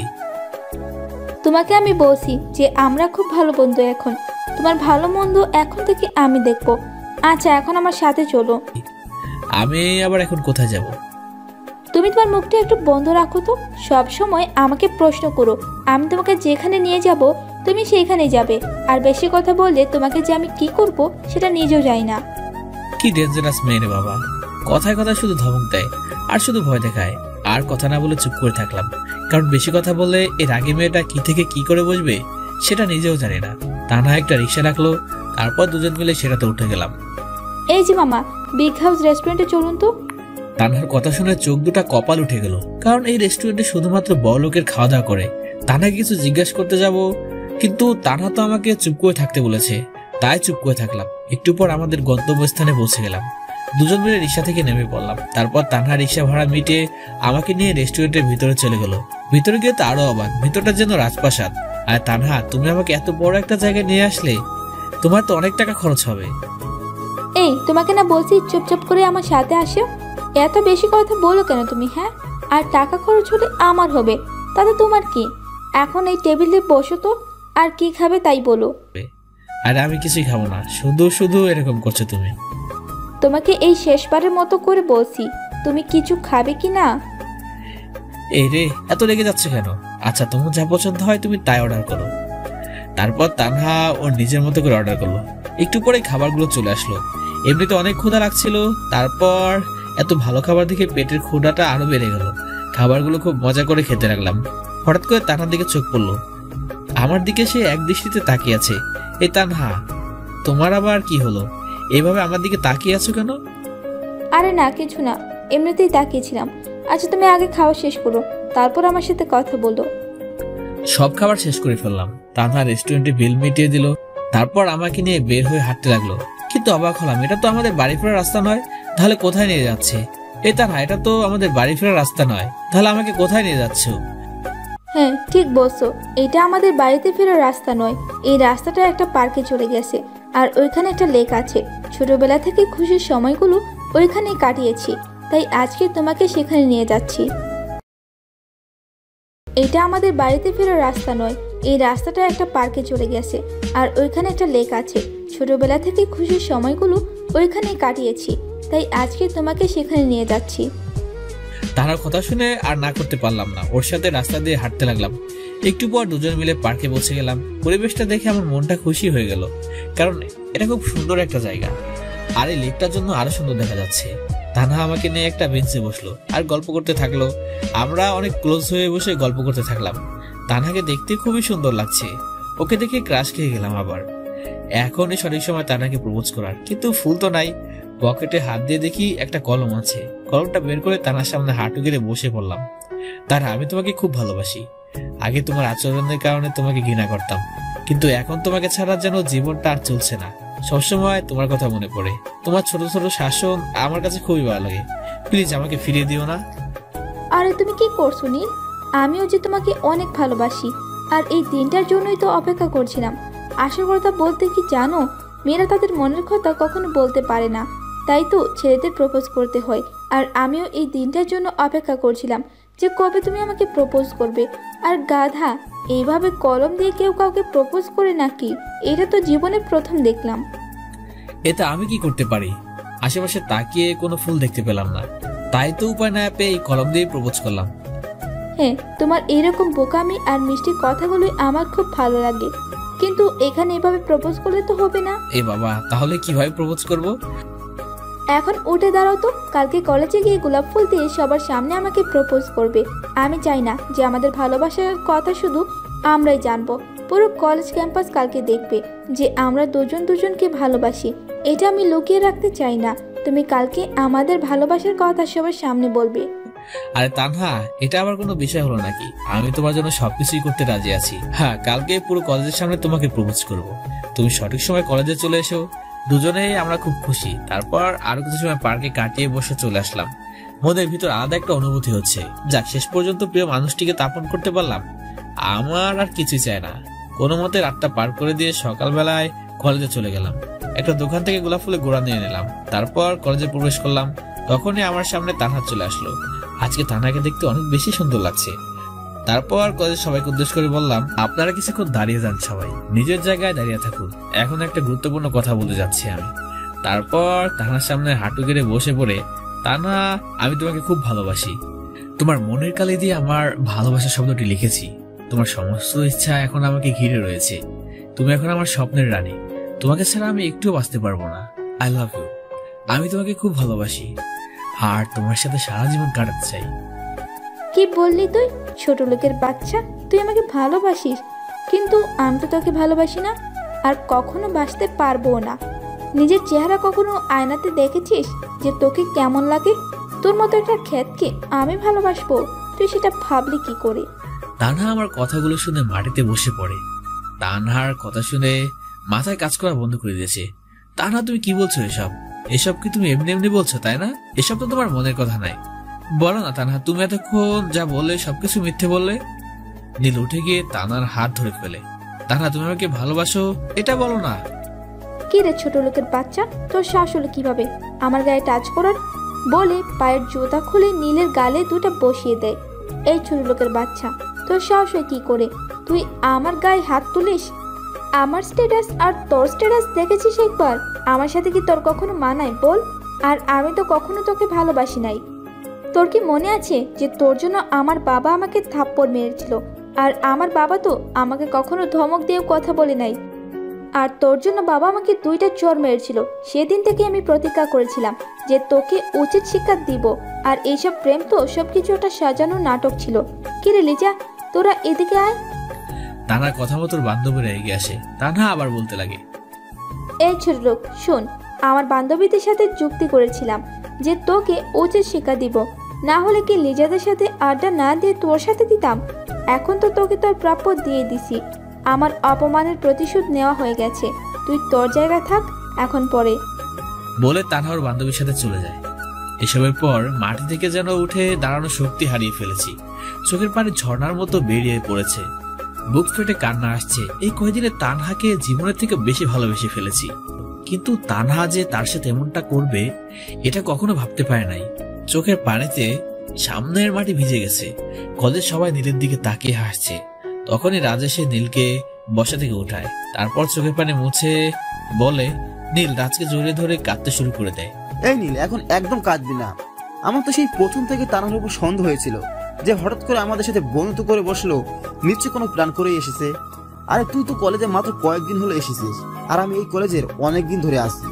আমি তানহাকে খুব ভালো করে চিনি, কিন্তু তুই যখন এত অপমান করার পরেও ওকে মেনে নিলি, তখন আমি তোর খুশির জন্য আর কোনো কথাই বলি নাই। যাই হোক, এখন সবকিছু ভুলে যা, নতুন করে জীবনটা শুরু কর, আর সবাইকে দেখিয়ে দে তুই কি পারিস আর কি না পারিস। মনে বলে বলে, আরে আমি দেখিয়েই দিব যে আমি কি পারি আর কি না পারি। আমি যে কলেজে ভর্তি হয়েছি ওই জন্য। একজন ওয়ান ম্যান আর্মি কমান্ডো কি পারে সেটা তো কয়েকদিন পরেই বুঝে যাবি। তবে এটা সত্যি যে আমি তানহাকে খুব ভালোবেসে ফেলেছি। ওকে ছাড়া কেমন যেন একটা শূন্যতা বিরাজ করছে, কিন্তু ওই মিশনের জন্য ওকে ভুলে থাকতেই হবে। তারপর যখন আমার পরিচয় দিব তখন সবার চোখ কপালে উঠে যাবে। আচ্ছা রাজ, এখন ক্লাসে চল, সময় হয়ে গিয়েছে। তারপর দুজন মিলে ক্লাসে চলে গেলাম। অপরদিকে তানহা ওর বান্ধবীদের সাথে হাসাহাসিতে মেতে আছে। আরে লিজা, আজকে আমি অনেক খুশি, জানিস তো? ওই খ্যাটটাকে শিক্ষা দিতে পেরে আমার যে কতটা ভালো লাগছে সেটা তোরে বলে বোঝাতে পারবো না। ওর জন্য বাবা আমাকে থাপ্পড় মেরেছে, আর সেটার প্রতিশোধ তো খুব ভালো করে নিলাম। আচ্ছা চল, তোরা ক্লাসের সময় হয়ে গেছে। তারপর সবাই মিলে ক্লাসে চলে যায়। ক্লাস শেষ হয়ে গেলে নীল আর রাজ বের হয়ে ওদের আড্ডায় বসে, তারপর গল্প করতে থাকে। দেখ নীল, আজ যা কিছু হলো সব ভুলে যা, আর হ্যাঁ, বাসায় গিয়ে কিন্তু উল্টা পাল্টা করবি না। এ রাজ, তুই ঠিক কি বলতে চাইছিস? দেখ নীল, এর আগেও অনেককে দেখেছি যে প্রেমে ব্যর্থ হলে সুসাইড করে, তাই তোকে নিয়ে আমার ভয় হচ্ছে তুই আবার এমন কিছু করে বসবি কি না। আচ্ছা রাজ, তুই কি পাগল হয়ে গেছিস নাকি? ওসব উল্টাপাল্টা কাজ যারা করে তারা একদম পাগল। নিজের জীবনকে নিজে শেষ করে দেওয়া কি এত সহজ নাকি? তোর কোনো চিন্তা নাই, আমি এমন কোনো কাজ করব না। আচ্ছা চল, এখন বাসায় চলে যাই। তারপর দুজন মিলে বাসার দিকে রওনা দেয়। নীল বাসায় গিয়ে ফ্রেশ হয়ে খেয়ে নেয়, তারপর একটানা বিকাল পর্যন্ত ঘুম দেয়। হঠাৎ করে নীলের ফোনটা বেজে ওঠে। ফোনটা রিসিভ করতে ওপাশ থেকে একটা ছেলে বলে ওঠে, স্যার, একটা গুরুত্বপূর্ণ খবর আছে। আপনার ফ্রেন্ড সিআইডি অফিসার রিসা, যারা ভুল করে তুলে নিয়ে গিয়েছিল, তারা এখনো ম্যাডামকে ছেড়ে দেয়নি। এদিকে সিআইডি টিম তো পুরোপুরিভাবে খোঁজা শুরু করে দিয়েছে। আমাদের কমান্ডো টিমের হেড আপনাকে দায়িত্ব দিয়েছেন রিসা ম্যাডামকে মুক্ত করে নিয়ে আসার জন্য, সেটা যেভাবেই হোক। আচ্ছা ঠিক আছে, আমি দেখছি বিষয়টা। তারপর ফোনটা কেটে দিলাম। মাথায় তো পুরো আকাশ ভেঙে পড়লো। আমি তো ভেবেছিলাম যে রিসাকে ওরা ছেড়ে দিয়েছে, কারণ ওরা আমাকে ধরতে এসেছিল। কি যে করি এখন? ওরা যে রিসাকে কোথায় নিয়ে গেছে সেটাও তো জানে না। হঠাৎই আমার ফোনে আননোন নম্বর থেকে একটা কল আসলো। ফোনটা রিসিভ করতে একটা মেয়ের গলা শোনা গেল। এই নীল, তুমি আমাকে বাঁচিয়ে নাও, এই সন্ত্রাসীরা আমাকে বন্দি করে রেখেছে। কণ্ঠটা শুনে বুঝতে পারলাম যে এটা রিসা। এই রিসা, তুমি কোথায় আছো? জানো, তোমার জন্য কত চিন্তা হচ্ছিল আমার। নীল, আমি বুঝতে পারছি না যে এই জায়গাটা কোথায়, আর এখানে অনেকগুলো লোক ড্রাগ স্মাগলিং এর কথা বলছে। নিশ্চয়ই বড় কোনো অপরাধের সাথে যুক্ত আছে এরা। আর আমার মনে হয় এরাই সেই ড্রাগনের লোক যাদের সম্পর্কে তোমাকে একটা সিডি দিয়েছিলাম। প্লিজ তুমি কিছু করো। এরিসা, তুমি কোনো চিন্তা করো না, আমি এখনই এই সিমটাকে ট্র্যাক করছি। তারপর ফোনটা কেটে দিয়ে সিম অফিসে ফোন করলাম। ফোন করতেই ফোনটা ধরলো। এখনই এই নম্বর থেকে যে সিমে কল করা হয়েছে সেটা লোকেশন আমাকে এখনই চাই। তখনই সিমের লোকেশনটা দিয়ে দিল। তারপর আবার কমান্ড হেডকে ফোন করলাম। হ্যালো স্যার, আমার এখন একটা বিশেষ টিম দরকার। সময় হয়ে গিয়েছে ওই ড্রাগ স্মাগলিংদের ধরার। ওদের ঘাটির খোঁজ আমি পেয়ে গিয়েছি। স্যার, আমার মিশন কমপ্লিট হতে চলেছে। এখনই আপনি স্পেশাল একটা টিম পাঠান, ওদের ছেলাপেলা ধরতে হবে। ওকে ঠিক আছে, তুমি রেডি হও মাহফুজ, আমি তোমার জন্য একটা টিম পাঠিয়ে দিচ্ছি। ফোনটা কেটে দিয়ে তৈরি হয়ে নিলাম। একটু পরেই কয়েকজন আমার ঘরে ঢুকে গেল। হ্যাঁ, এরা আমার টিম, এখন এদের সাথে কাজ করতে হবে। তারপর ওদের সবাইকে নিয়ে রিসার লোকেশনে রওনা দিলাম। লোকেশন অনুযায়ী একটা জঙ্গলের মধ্যে ঢুকে গিয়েছি। সবাইকে নিয়ে সেখানে চলে গেলাম। একটা পুরাতন বাড়ি দেখতে পেলাম, লোকেশনটাও ওখানে দেখাচ্ছে। তারপর বাড়িটার কাছে চলে গেলাম। একটা ভাঙা জানালা দিয়ে দেখলাম 10 থেকে 12 জনের মতো বসে আছে। তারপর টিমমেটদের বললাম, শোনো সবাই, এক এক করে চারদিক ঘিরে ফেলো সবাই। তারপর যখনই সময় হবে আমি সিগন্যাল দেব, আর তখনই তোমরা অ্যাটাক করে ফেলবে। বলা মাত্রই সবাই ভাগ হয়ে গেল। তারপর সবাই একটা পজিশন নিয়ে অ্যাটাক করলাম। তখন ক্রিমিনালগুলো আমাদের মারার জন্য এগিয়ে আসলো। টিম মেম্বারদেরকে ইশারা দিলাম মার্শাল আর্ট শুরু করে দিতে। মার্শাল আর্টের মার খেয়ে ক্রিমিনালগুলো বেশিক্ষণ টিকে থাকতে পারলো না। সবাই ব্যথায় গড়াগড়ি করতে লাগলো। তখন ওদের দলের নেতাকে ধরলাম। স্যার, আমাকে মাফ করে দিন, আমার অনেক বড় ভুল হয়ে গেছে, আর কখনো এমন হবে না। এই শুয়োরের বাচ্চা, আগে বল সিআইডি অফিসার রিসাকে কোথায় রেখেছিস? স্যার, ওই ম্যাডাম উপরে আছে। আচ্ছা চল এখন উপরে, বলে নেতাটাকে ধরে নিয়ে উপরে চলে গেলাম। উপরে গিয়ে দেখি রিসা মাটিতে পড়ে আছে, হাত পা দড়ি দিয়ে বেঁধে রাখা হয়েছে। তাড়াতাড়ি গিয়ে বাঁধনগুলো খুলে দিলাম। এই রিসা, তুমি ঠিক আছো তো? আমি একদম ঠিক আছি। আর এই লোকগুলো ড্রাগ স্মাগলিং এর চেষ্টা করে যাচ্ছে। নেতাটার কলার ধরে উঁচু করে ফেললাম। এই ড্রাগনের চামচা, ড্রাগন কোথায় বল? স্যার, আমি জানি না যে ড্রাগন কোথায়, ওকে আমরা কখনো দেখি নাই স্যার। আমরা শুধু ওর সাথে ফোনে কথা বলি, তাছাড়া ওর সাথে কোনোভাবেই যোগাযোগ করতে পারি না। ওর যখন প্রয়োজন হয় তখনই শুধু আমাদেরকে ফোন করে বলে দেয়।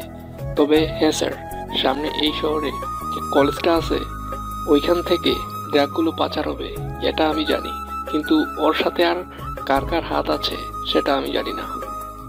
ওকে ঠিক আছে, সেগুলো তো বের করেই নেব, তবে তার আগে তোদের একটা ব্যবস্থা তো করতেই হবে।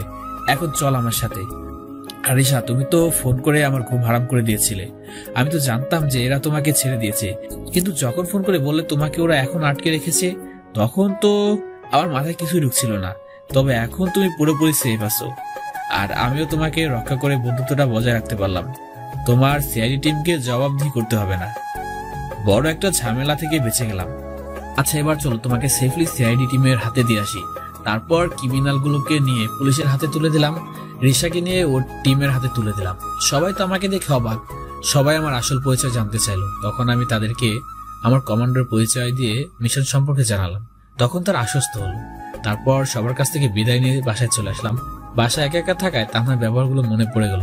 মনটা আবার অনেক খারাপ হয়ে গেল। যতই আমাকে অপমান করুক, জীবনের প্রথম তো তানহাকে ভালোবেসেছিলাম। এখন একা থাকলে মনটা আরো খারাপ হয়ে যাবে। তাই রাজকে ফোন করে দিলাম, হ্যালো রাজ, পার্কের সামনে নদী আছে না, ওইটার কাছে চলে আয়, মনটা খুব খারাপ লাগছে। ফোনটা কেটে দিয়ে নদীর পাড়ে চলে গেলাম। একটু পরে রাজ এসে নীলের পাশে বসলো। দেখে নীল মন মরা হয়ে বসে আছে।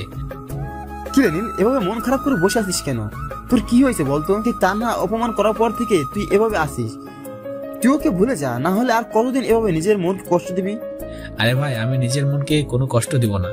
আমি তো তানহাকে ভুলে থাকার চেষ্টা করতেছি, কিন্তু কিছুতে ওর সাথে কাটানোর সময়গুলো ভুলতেই পারছি না। আমি ওকে আমার নিজের থেকে বেশি ভালোবেসে ফেলেছি, কিন্তু তানহা আমার সাথে যে ভালোবাসার নাটকটা করেছে সেটা আমি বুঝতে পারি নাই রে রাজ। আমি ওর চালাকি ধরতে পারি নাই। তারা যে প্রতিশোধের জন্য আমার সাথে এরকম নাটক করবে এটা আমি স্বপ্নেও ভাবি নাই। এখন তুই তানহার কথা বাদ দে তো, ওর কথা শুনলে আমার এখন রাগ হচ্ছে। আরে ভাই, মানুষ একটু অহংকারী হতেই পারে যদি তার বাবা টাকা দেয়, কিন্তু একজনের মন নিয়ে একটা মানুষ কিভাবে খেলতে পারে? আচ্ছা, এখন মন খারাপ করিস না, আমি তোর পাশে সবসময় আসছি। এখন বাসায় চল, সন্ধ্যা লেগে গেছে। ও হ্যাঁ, তাই তো, কখন সন্ধ্যা লেগে গেছে খেয়াল করি নাই। আচ্ছা চল বাসায় ফিরে যাক। তারপর দুজন মিলে উঠে হাঁটতে শুরু করলাম। রাজকে বিদায় দিয়ে বাসায় চলে গেলাম। তারপর রাতের পড়াটা শেষ করে ঘুমিয়ে পড়লাম। পরদিন সকালবেলা উঠে কলেজে চলে গেলাম। গেট দিয়ে ঢুকতে দেখি তানহার বান্ধবীদের সাথে বসে আড্ডা দিচ্ছে। আমি মাথা নিচে করে চলে আসলাম। এদিকে নীলকে দেখি হাসাহাসিতে মেতে আছে, সাথে তানহার বান্ধবীরাও হেসে দেয়। দেখ লিজা, তোরা দেখ খ্যাটটা কেমন করে যাচ্ছে। ও ভেবেছিল যে আমি ওকে সত্যি ভালোবেসেছিলাম, কিন্তু বেচারা আমার প্রেমের ফাঁদে পা দিয়েই ভুল করছে। এখন তো অতি ধুকে দেওয়ানো হয়ে গেছে। ওর জন্য বাবা আমাকে থাপ্পড় মেরেছিল। তোরা জানিস, সেদিন আমার খুব কষ্ট লেগেছিল, যেখানে আমার বাবা আমার সাথে কখনো জোরে কথা বলি না। আমাকে খুব ভালোবাসে আমার বাবা, আমার কোনো চাপাও বাদ রাখে না। কিন্তু ছোট লোকটার জন্য সেদিন কি হয়েছিল, আমাকে থাপ্পড় মেরে কতগুলো কথা শুনিয়ে দিল। তখন মনে হচ্ছিল কষ্টে কলিজা ফেটে যাচ্ছে। এখন তো খুব সুখে আছি আমি, ছোট লোকটাকে দেখছি আর মজা নিতে পারছি। তানহা, আমার মনে হয় তুই অনেক বড় ভুল করেছিস। আমার নীলের উপর কেমন যেন সন্দেহ হয়। ওকে তুই এই এলাকাতে আগে কখনো দেখি নাই। কই থেকে এসে আমাদের কলেজে অ্যাডমিশন নিছে, আর সবচেয়ে বড় কথা হলো নীল আর রাজ খুব ভালো বন্ধু হয়ে গেছে। নীল সব মেয়েদেরকে খুব সম্মান করে রে তানহা। ওর মতো ভালো ছেলে আমি আর দেখি নাই। তুই ওকে এভাবে ঠকিয়ে ভালো একটা কাজ করিস নাই, পরে পস্তাতে হবে তোর। এখন তো নীল খুব কষ্ট পাচ্ছে, কিন্তু পরে তুই ওর প্রেমে আবার কষ্ট পাস না, কারণ নীল তোকে আর কখনো গ্রহণ করবে না। লিজা, তুই আমাকে হাসালি, এখন তো দেখি তুই ওর গুণগান শুরু করে দিয়েছিস। তবে এটা ঠিক যে রাজের সাথে ভালো বন্ধুত্ব হয়ে গেছে, আর রাজের স্ট্যাটাসের সাথে একমাত্র ওই ছোট লোকটারই মিলে যায়। এটা নিয়ে আমি কোনো চিন্তা করি না। আর তুই ওই যে বললি না যে খ্যাটটা খুব কষ্ট পাচ্ছে, আরে ওকে কষ্ট দেওয়ার জন্যই তো এতদিন নাটকটা আমাকে চালিয়ে যেতে হয়েছে। আর আমি বাবার থেকে যে কষ্ট পেয়েছি সেটা ওই খ্যাতের কষ্টটার তুলনায় কিছুই না। ওকে যে এত ভালো বলছিস তুই কি জানিস যে এসব ছেলেরা মেয়েদেরকে দেখিয়ে দেখিয়ে সম্মান দেয়, যাতে মেয়েরা ওদের প্রেমে পড়ে যায়। আর আমি কখনো আফসোস করব না এই ভেবে যে আমি ওকে ঠকিয়েছি। আরে ওর মতো ছেলেরা আমার চারপাশে সবসময় ঘুরে বেড়ায়, আর ওর মতো ছোট লোকের প্রেমে পড়বো আমি? লিজা, তুই বলতেও পারিস এক এক সময় এক এক কথা। ওর প্রেমে তো পরে দূরে থাক, ওকে তো আমার মনেই থাকবে না। কত ছেলেকে এইভাবে সাহায্য করলাম, শুধু ওকেই একটু বেশি করে ফেলছি। তবে আমার কোনো সমস্যা হচ্ছে না বা খারাপ লাগছে না যে আমি কষ্ট দিয়েছি। আচ্ছা, এখন ক্লাসের সময় হয়ে গিয়েছে, চল ক্লাসে যাই। তারপর তানহা ওর বান্ধবীরা মিলে ক্লাসে চলে যায়, কিন্তু গিয়ে দেখে ক্লাসে এখনো স্যার আসে নাই। রাজা নীল একা বসে আছে। আরে তানহা, দেখ নীল আর রাজা ক্লাসে একা বসে আছে। ক্লাসে তো কাউকে দেখি না। বুঝলি রে লিজা, এইটাই হলো কাটা গায়ে নুনের ছিটা দেওয়ার সময়। এখন ছোট লোকটার সাথে ভালো করে মজা নেওয়া যাবে। চল ওকে কিছু কথা শুনে আসি। রাজের সাথে গল্প করছি, হঠাৎ করে দেখি তানহা আর ওর বান্ধবীরা আসছে। তখন মাথা নিচু করে রাখলাম। আমি জানি তানহা এসে এখন আমাকে রাগানোর জন্য কিছু কথা বলবে। এই রাজ, তানহা আসছে দেখ, ওর সাথে কোনো প্রকার কথা বলবি না, শুধু চুপ করে থাকবি, দরকার হলে ওর সাথে আমি কথা বলবো। হাসতে হাসতে নীলের কাছে চলে আসলাম। কি রে ছোট লোক, এখানে বসে কি গল্প করছিস রে? ওহ বুঝেছি, ছেকাকে এসে দুঃখগুলো এই বান্দরটার সাথে শেয়ার করছিস না রে। কিন্তু কি জানিস, তোর জন্য আমার কোনো রকম মায়া কাজ করছে না।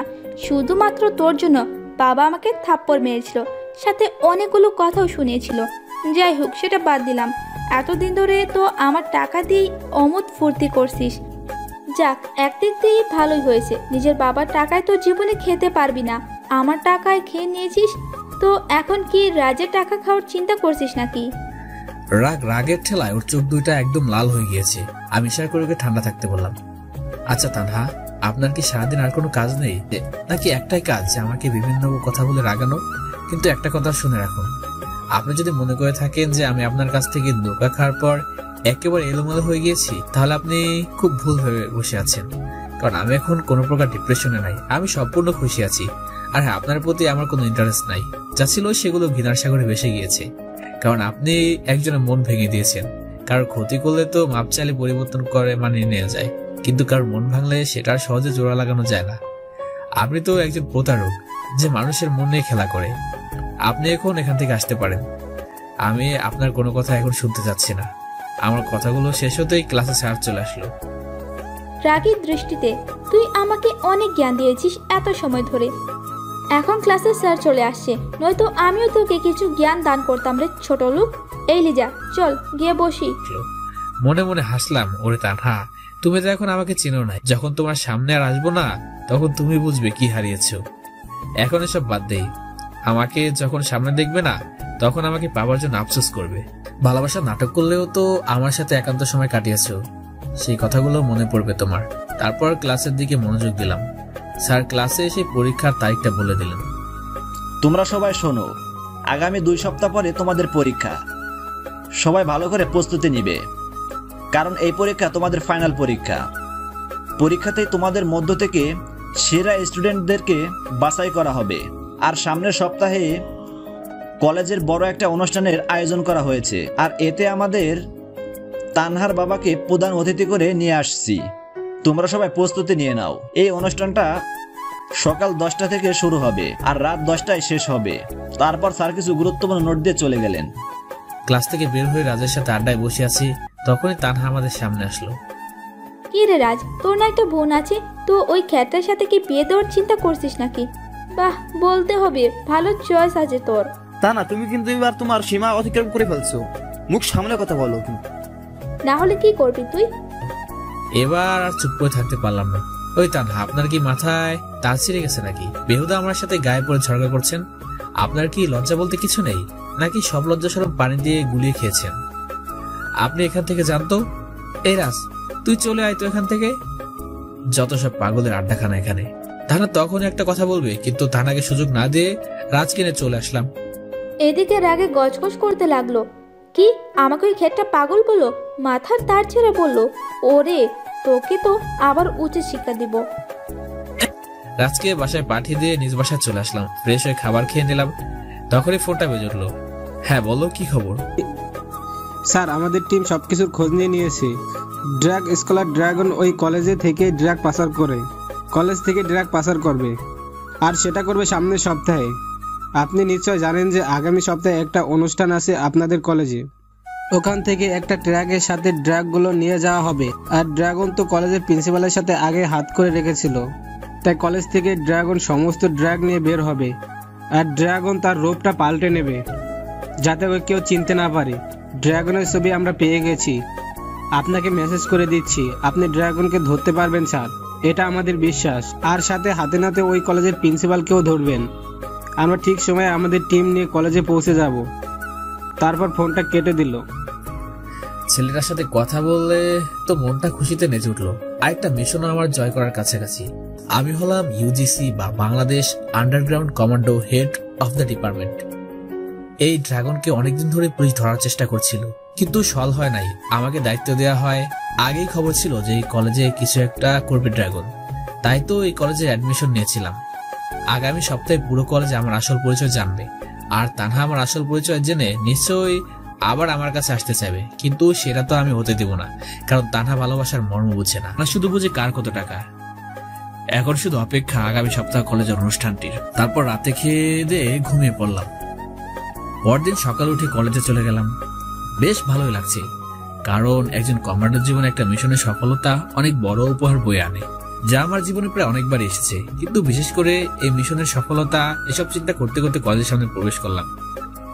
কি রেখে তোর তো দেখছি লজ্জা বলতে কিছুই নাই। তোকে এত অপমান করি, তারপরেও তুই বেহায়ের মতো করে যে আসিস। নির্লজ্জ না হলে কি কেউ এমন করে নাকি? আচ্ছা তানহা, আপনি কি চান বলুন তো? আপনিও তো আরেকটা বেহায়া। দেখছেন যে আমি আপনার সাথে কথা বলতে চাই না, তারপরেও সেই নির্লজ্জের মধ্যে বারবার গায়ে পড়ে কথা বলতে আসেন। আর হ্যাঁ, আমার সাথে আপনি কথা বলেন কি জন্য? আপনার স্ট্যাটাস আর আমার স্ট্যাটাস তো এক না। আপনি কত বড় ঘরের সন্তান, আমি তো গাইয়া খ্যাত। আফসোস, খ্যাত আমাকে কেউ বলে না, আপনি আমাকে খ্যাত বললেন।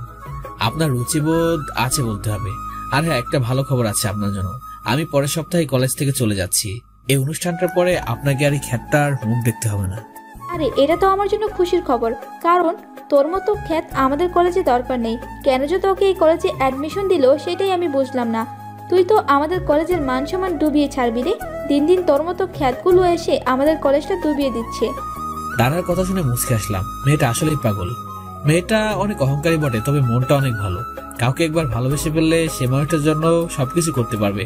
তারপর কোনো কথা না বলে সেখান থেকে চলে আসলাম। তখন রাজ কলেজে আসলো। ওর সাথে বসে কিছুক্ষণ আড্ডা দিলাম। আচ্ছা রাজ, আমি একটা সিদ্ধান্ত নিয়েছি। তুই আবার হঠাৎ করে কি সিদ্ধান্ত নিলি ভাই? শোন রাজ, আমাকে তো তানহা দেখতে পায় না, আর সামনে আমাদের পরীক্ষা, তাই একটু প্রস্তুতি নিতে হবে। আর আমি কলেজে আসলে থানা প্রতিদিন আমাকে অপমান করে, তাই আমি আগামী এক সপ্তাহ কলেজে আসবো না। একেবারে অনুষ্ঠানের দিন আসবো, তারপর মাঝে মাঝে একদিন আসতে পারি। তুই যা ভালো মনে করিস নীল, তোর সিদ্ধান্ত তোর, এটাতে আমার বলার কিছু নাই। আমি জানি তানহা তোকে অনেক অপমান করে, আমার সামনে তো তোকে অপমান করে। তখন তো মনে হয় থাপ্পড় দেও দাঁত সবকটা ফেলে দেই। আরে ভাই, টাকা আছে বলে কি এরকম গরম দেবে নাকি? আরে বাদ দে তো ওই তানহার কথা। আমার মাথা খারাপ ছিল, তানহার মায়াজালে ফেসে গিয়েছিলাম। আমি তো বুঝতে পারি না যে তানহা আমার সাথে প্রতারণা করছে। যাই হোক, তাহলে আগামী সপ্তাহে দেখা হচ্ছে। আর এর মাঝে যদি কলেজে আসি তাহলে তোকে জানিয়ে দেব। এখন চল ক্যান্টিন থেকে কিছু খেয়ে বাসায় চলে যাই। তারপর দুজন মিলে ক্যান্টিন থেকে খেয়ে নেয়। নীল রাজকে বিদায় দিয়ে বাসায় চলে যায়। তারপর ফ্রেশ হয়ে ব্যায়াম করতে শুরু করে। একটা না বিকাল পর্যন্ত ব্যায়াম করে। ব্যায়াম করা শেষ হতেই মোবাইলটা বেজে উঠলো। নীল কল রিসিভ করে। হ্যাঁ আম্মু, কেমন আছো তোমরা? হ্যাঁ রে বাবা, আমরা সবাই অনেক ভালো আছি। তো তুই সারাদিন তো বিজি থাকিস, তাই ফোন দেই না। বেশ কয়েকদিন পর আজকে তোর কথা খুব মনে পড়লো, তাই ফোন দিলাম। আরে আম্মু, খুব ভালো করেছো ফোন দিয়ে, নাহলে আমি তোমাকে ফোন করতাম। তুমি কোনো চিন্তা করো না, আমার কাজ প্রায় শেষ হয়ে গিয়েছে। আগামী সপ্তাহে আমি বাসায় চলে আসতে পারবো। আর আমার মিশনটা প্রায় শেষের দিকে। হ্যাঁ, সেটা আমরাও জানি, ওই জন্যই তো তোকে বিরক্ত করি না। তোর বোন তো মুখ ফুলিয়ে বসে থাকে, তুই আসলে বলে তোকে খুব মারবে, কারণ এতদিন তো ওকে ছাড়া কোথাও যাস না, তা রেগে বসে আছে। এই রে, পেতনিটা সত্যি তাহলে রাগ করে আছে? আম্মু, আমি ওর সাথে কথা বলবো না। তুমি ওকে বলে দিও আমি আগামী সপ্তাহে বাসায় চলে যাব। এখন তাহলে রাখি, একবারে বাসায় গিয়ে কথা বলবো। তারপর ফোনটা রেখে দিলাম। এভাবে দিনটা ভালো মতোই কেটে গেল। পরদিন সকালবেলা কলেজে গিয়ে দেখি নীল আসে নাই। রাজ শুধু একা একাই বসে আছে। কি রে, নীল তো এত দেরি করে কলেজে আসতো না, তাহলে আজকে ওর হলোটা কি?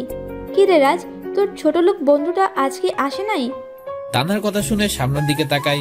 তান্নাকে দেখে অস্বস্তি লাগছে, কারণ তানহার আজকে দেখতে পায় না। আচ্ছা তান্না, তোমার কি আর কোনো কাজ নাই বলতো? এই শুধু নীলের পিছনে পড়ে আছো কেন? আর তুমি তো ওকে ছোট লোক বলো, তো আজকে আবার ওর খোঁজ করছো কেন? সূর্য আজকে আবার কোন দিকে উঠলো? না, সূর্য তো পূর্ব দিকে উঠেছে, তাহলে কেসটা কি? দেখ রাজ, আমি কিন্তু এইসব আজাইরা প্যাচাল শোনার জন্য আসি নাই। তোর কাছে শুধু জানতে চেয়েছি যে নীল আসে নাই কেন। আরে নীল আসে নাই কেন সেটা বলতে তো তোমার কাছে আমি বাধ্য নই। যাও গিয়ে ওর কথাই শুনে আসো যে আজকে কেন কলেজে আসে নাই। তোমার উপর কিন্তু আমার সন্দেহ হচ্ছে তুমি কি আবার নীলকে সত্যি ভালোবেসে ফেললেন নাকি? কিন্তু সেটাতে আর লাভ নাই, কারণ নীল তোমাকে আর গ্রহণ করবে না। ওই ছোট লোক, রাখ তোর নীল। দুই ছোট লোক এক হয়ে আবার ফালতু কথা বলছে। আরে ওই খ্যাটটাকে আমি কেন, কোনো মেয়েই ভালোবাসবে না, আসছে আবার ভালোবাসার কাহিনী শোনাতে। আরে ওকে তো প্রত্যেক দিন ধুলাই করি, তো আজকে দেখলাম না তাই জিজ্ঞেস করতে আসলাম। তুই থাক এখানে, ছোট লোক কথাকার।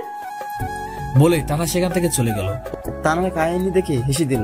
আসলে মাথা তার সবকটা সেরা আছে, মনটা অনেক ভালো, বিপরীতে দেমাগটা একটু বেশি। রাজের সাথে কথা বলে মুডটাই খারাপ হয়ে গেল। বলে কি না আমি ছোট লোকটাকে ভালোবেসে ফেলেছি। আরে ওটাকে কোনো মেয়ে পাত্তা দিবে না। তারপর ওর বান্ধবীদের সাথে আড্ডা দিতে থাকে। এভাবেই দিন কেটে যায়। পরদিন তানহা কলেজে আসে, বাট আজকেও নীলকে দেখতে পায় না। তানহার মনে একটু খারাপ লাগা কাজ করতে শুরু করলো। কি রে, খ্যাটটা কোথায় উদা হয়ে গেল? কোনো সমস্যা হয় নাই তো আবার? ধুর, আমি আবার ওকে নিয়ে কেন ভাবছি? আমার মাথাটা মনে হয় খারাপ হয়ে গেছে। ওই ছোট লোকটাকে নিয়ে এত ভাবতেছি কেন আমি? ওকে তো আমি ভালোবাসি না, তবু কেন বারবার ওর কথা মনে পড়ে যাচ্ছে। আবার কলেজের চারপাশে একবার চোখ ঘুরে দেখি, না কোথাও তো নীল নাই। তানহা এমন ভাবে চারদিকে তাকাচ্ছে, তখনই লিজা এসে হাজির। কি রে তানহা, কাকে এত খুঁজছিস আর এত কি ভাবছিস? কখনো তো তোকে এমন করতে দেখি নাই। লিজের কথায় আটকে উঠি। কই না তো, আমি কাউকে খুঁজতেছি না। আজ এত কি নিয়ে ভাববো আমি? আমার কি কিছু চিন্তার আছে নাকি সেটা নিয়ে ভাববো আমি? কিছু একটা নিয়ে তো ভাবছিস, সেটা আমি শিওর। তবে আমি কিছুটা আভাস পাচ্ছি। এই 2 দিন দেখতেছি যে নীল কলেজে আসে নাই, আর তুইও এই 2 দিন কি নিয়ে যেন চিন্তায় আছিস। শোন তানহা, তুই যতই নীলকে অপমান করিস না কেন, যতই ভালোবাসার নাটক করিস না কেন, বাট ওর সাথে কাটানো একান্ত সময়গুলো তোর এখন মনে পড়ছে। নীলকে এখন তুই অনেক মিস করছিস, সেটা আমি খুব ভালো করে বুঝতে পারছি। তাই বলি কি, নীলকে আপন করে নে, দেখবি সুখী হবি। এই লিজা, তোর মাথা কি আসলে খারাপ হয়ে গেছে নাকি? আরে লিজা, আমি ওই খ্যাটটাকে কখনোই ভালোবাসি নাই, আর বাসবও না। তুই কি মনে করছিস ও একান্ত সময়গুলো আমার মনে পড়ছে? আরে কখনোই না। আমি ওই ছোট লোকটাকে 2 চোখে দেখতে পারি না। সেটা দেখাই যাবে সময় হলে। আমি শিওর যে তুই একদিন তোর এই ভুলটা বুঝতে পারবি আর নীলকে আপন করতে চাইবি, কিন্তু তখন আর সেটা হবে না। ঠিক আছে, এখন এই বিষয় বাদ দে, চল ক্লাসে যাই। তারপর দুজন মিলে ক্লাসের দিকে রওনা দেয়। এদিকে দিন সমস্ত রকম প্রিপারেশন নিয়ে মিশনটার জন্য এই 2 দিন বেশ ভালোভাবেই কেটেছে। বাকি দিনগুলো ভালোভাবে কাটাতে থাকে। আরো 2 দিন কেটে যায় নীলের, কিন্তু অপরদিকে তানহার মনে কেমন যেন খারাপ লাগা কাজ করছে। কিছু যেন একটা হারিয়ে ফেলেছে সে। সবসময় কিছু একটা নিয়ে ভাবতেই থাকে, কিন্তু সে বুঝতে পারছে না যে কি হয়ে গেছে তার। 5 দিন পর নীল কলেজে যায়, তারপর যাদের সাথে আড্ডা দিতে থাকে। তানহা কলেজে এসে দেখতে পায় যে নীল বসে আছে। মনের অজান্তে মুখ দিয়ে আনন্দের হাসি বেরিয়ে যায়। তানহা নিজেই বুঝতে পারে না যে নীলকে দেখে তার কেন এত ভালো লাগছে। তানহা সেখানে বেশি সময় না দাঁড়িয়ে থেকে চলে যায়। নীল আর রাজ হেসে হেসে গল্প করতে থাকে। জানিস নীল, তানহা সেদিন তোর কথা জিজ্ঞাসা করছিল, কিন্তু বুঝলাম না হঠাৎ করে তোর কথা জিজ্ঞাসা করছিল কেন। এই ভাই, ওসব বাদ দে তো, তুই এখন আড্ডা দে। আর কিছুক্ষণ আড্ডা দিয়ে কলেজ থেকে চলে গেলাম। দেখতে দেখতে অনুষ্ঠানের দিনটা চলে আসলো। আমি পুরো রেডি হয়ে কলেজে চলে গেলাম। কলেজে ঢুকে দেখি অনেক বড় আয়োজন করেছে। কলেজের সামনে একটা মঞ্চ বসানো হয়েছে আর সবার জন্য চেয়ার দেওয়া হয়েছে। আমি রাজকে নিয়ে চেয়ারে বসে গেলাম। রাজ একটু অবাক হলো, কারণ সবার সামনে বসতে, তাই আমি ইচ্ছা করে পিছনে বসলাম। আমি রাজকে ইশারা করে দিয়ে বললাম যে পুরো বুঝিয়ে বলবো। ঠিক 10টার সময় অনুষ্ঠান শুরু হলো। প্রধান অতিথি হিসেবে তানহার বাবা আসলো, সাথে তানহা ওর বাবার সাথে আসলো, কিন্তু প্রিন্সিপালকে কোথাও দেখতে পাচ্ছি না। নেমো খারাপই মনে হয় ড্রাগনের ডিল করতে ব্যস্ত। একটু ওয়েট করো মশাই, আজকে তোমার সব প্ল্যান শেষ। পাশে তাকিয়ে দেখি আমার পুরো টিম ছদ্মবেশে এসেছে। আমি তাদের দিকে ইশারা দিয়ে অবস্থা জানিয়ে দিলাম। একটু পরে প্রিন্সিপাল এসে বক্তৃতা দেওয়া শুরু করলো। সবকিছু ঠিকঠাক চলতেছিল, কিন্তু ঠিক 12টার সময় কলেজে 10টা ট্রাক প্রবেশ করলো। সবগুলোতেই অনুষ্ঠানের খাবার বোঝাই করা। আমার তো তখনই সন্দেহ হলো, খাবার আনতে আবার ট্রাক লাগে নাকি? নিশ্চয়ই এখানে গন্ডগোল আছে। ট্রাকগুলো সমস্ত খাবার নামিয়ে দিয়ে ভিতরের দিকে গেল। প্রায় আধা ঘন্টা পর আবার ফিরে আসলো। তখনই খটকা লাগলো, কারণ ট্রাক তো চলে যাওয়ার কথা। ভিতরে গিয়ে এতক্ষণ কি করলো? তখন দেখি একটা লোক প্রিন্সিপালের সাথে হাত মিলে মঞ্চ থেকে নেমে ট্রাকে উঠে গেল। প্রথম দেখাতেই চিনে ফেললাম, আরে এটা তো ড্রাগন, ছদ্মবেশ নিয়ে আসছে। তখনই চেয়ার থেকে উঠে গেলাম আর জোরে চিৎকার দিয়ে কমান্ড দিলাম, ইউজিসি টিম, এখন আমাদের সময় দেশের সব থেকে বড় ড্রাগন স্মাগলারকে ধরার। সো কলেজের 4-5টা সবাই ঘিরে ফেলো, যাতে ড্রাগন পালাতে না পারে। বলার সাথে সাথে সবাই কমান্ডার পোশাক বের করে ফেললো। আমি আমার খ্যাতমার্কা পোশাক খুলে পড়লাম। পিছন থেকে একজন এসে আমার গায়ে নীল কালারের কোট পরিয়ে দিল, সাথে সেফটি জ্যাকেট। আমার কমান্ড শুনে তো পুরা কলেজ হা করে তাকিয়ে আছে আমার দিকে, কেউ কিছু বুঝতে পারছে না। রাজু আমার দিকে হা করে তাকিয়ে আছে, আর কমান্ডো টিম পুরো কলেজকে ঘিরেই ফেলেছে। আমি মঞ্চে গিয়ে মাউথটা হাতে নিলাম। হ্যালো লেডিস এন্ড জেন্টলম্যান, আপনাদের সবার দৃষ্টি আকর্ষণ করছি। আমি আপনার কলেজে একটা গোপনীয় মিশন এসেছিলাম। আমার পুরো নাম নিলয় চৌধুরী। আমি একজন underground commander, head of the department. আমাদের কাছে খবর ছিল যে কলেজ থেকে ড্রাগ পাচার করা হয়। বাংলাদেশের সব থেকে বড় ড্রাগ স্মাগলার হলো ড্রাগন, আর এই কাজটার সাথে যুক্ত আছে এই কলেজের প্রিন্সিপাল সাহেব। তিনি ড্রাগ স্মাগলারদের সাথে জড়িত। একজন শিক্ষক হয়েও দেশবিরোধী কাজ করছেন তিনি, তাই তাকে অ্যারেস্ট করা হলো। আর ওই যে ট্রাকের মধ্যে ড্রাগন বসে আছে। সো আমার মিশনটা আজকে এখানে কমপ্লিট হলো। এটা আমার জীবনের সব থেকে বড় সৌভাগ্য যে দেশবিরোধী কোনো শয়তানকে ধরতে পেরেছি। আমার কথা শুনে সবাই হা করে তাকিয়ে আছে, পুরো কলেজ যেন নিস্তব্ধ হয়ে গেছে। কমান্ডার টিম, অ্যারেস্ট আর প্রিন্সিপাল। নীল অর্ডার দেওয়ার সাথে সাথে কয়েকজন মিলে প্রিন্সিপালকে অ্যারেস্ট করে নেয়। এসব দেখে ড্রাগন পালিয়ে যাওয়ার চেষ্টা করে, কিন্তু নীল দৌড়ে গিয়ে ড্রাগনকে ধরে ফেলে। ড্রাগনকে ধরেই মারতে থাকলাম। কিরে ড্রাগনের বাচ্চা ড্রাগন, তুই পাচার করবি নাকি ড্রাগ? আরে একমাত্র তোদের জন্য আমাদের দেশটা শত্রুর নাগালে চলে যাচ্ছে। তুই তো ড্রাগ না, আমাদের দেশটাকে বিক্রি করে দেওয়ার প্ল্যান করছিলি। কিন্তু আমাদের মতো দেশপ্রেমিক যারা এখনো বেঁচে আছে, তারা থাকতে তোদের মতো কুলাঙ্গাররা কিছুই করতে পারবে না। তারপর আমার টিমের হাতে ড্রাগনকে দিয়ে দিলাম। এতক্ষণ মনে পড়লো কলেজের অনুষ্ঠানের কথা। সবাই তো খুব আগ্রহ নিয়ে বসেছিল অনুষ্ঠানটার জন্য। এখন আমাকে সে আনন্দটা আবার ফিরে নিয়ে আসতে হবে। দৌড়ে গিয়ে মঞ্চে উঠে মাউথটা হাতে দিলাম। প্রিয় অতিথিরা, আমি আসলে দুঃখিত, কারণ আপনাদের অনুষ্ঠান আমার জন্য বিগড়ে গেল। কিন্তু কি করব বলুন, দেশের এরকম শত্রুকে তো আর ছেড়ে দিতে পারে না, এটাই আমার দায়িত্ব। কথাটা শেষ করতেই পুরো কলেজে হাততালির শব্দে মুখরিত হয়ে গেল। তারপর আস্তে আস্তে অনুষ্ঠানটা শুরু হলো। সবাই তো খুবই খুশি। তানহার বাবা আমাকে ডেকে নিয়ে নিজের কাছে বসালেন।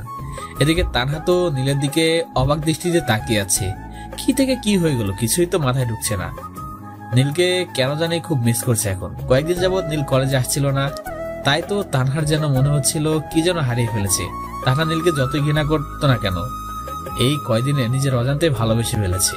অনুষ্ঠান শেষ হওয়ার পর তানহা ওর বাবার কাছে চলে যায়। অনুষ্ঠান শেষ হলে স্টেজ থেকে নেমে আসলাম। রাজ আমার কাছে দৌড়ে চলে আসলো। স্যার, আপনি এখানে একটা মিশনের জন্য এসেছেন, আর আমি আপনার সাথে কিনা এরকম ব্যবহার করেছি? এই রাজ, তোর মাথা কি খারাপ হয়ে গিয়েছে নাকি? আমি যতই কোনো অফিসার হই না কেন, আমাকে তুই করেই বলবি। হ্যাঁ, এটা ঠিক আছে যে আমি তোর থেকে বড়, কিন্তু সেটা কোনো ম্যাটার করে না। আমরা এখন খুব ভালো বন্ধু হয়ে গেছি, সো আমার নাম ধরে ডাকবি।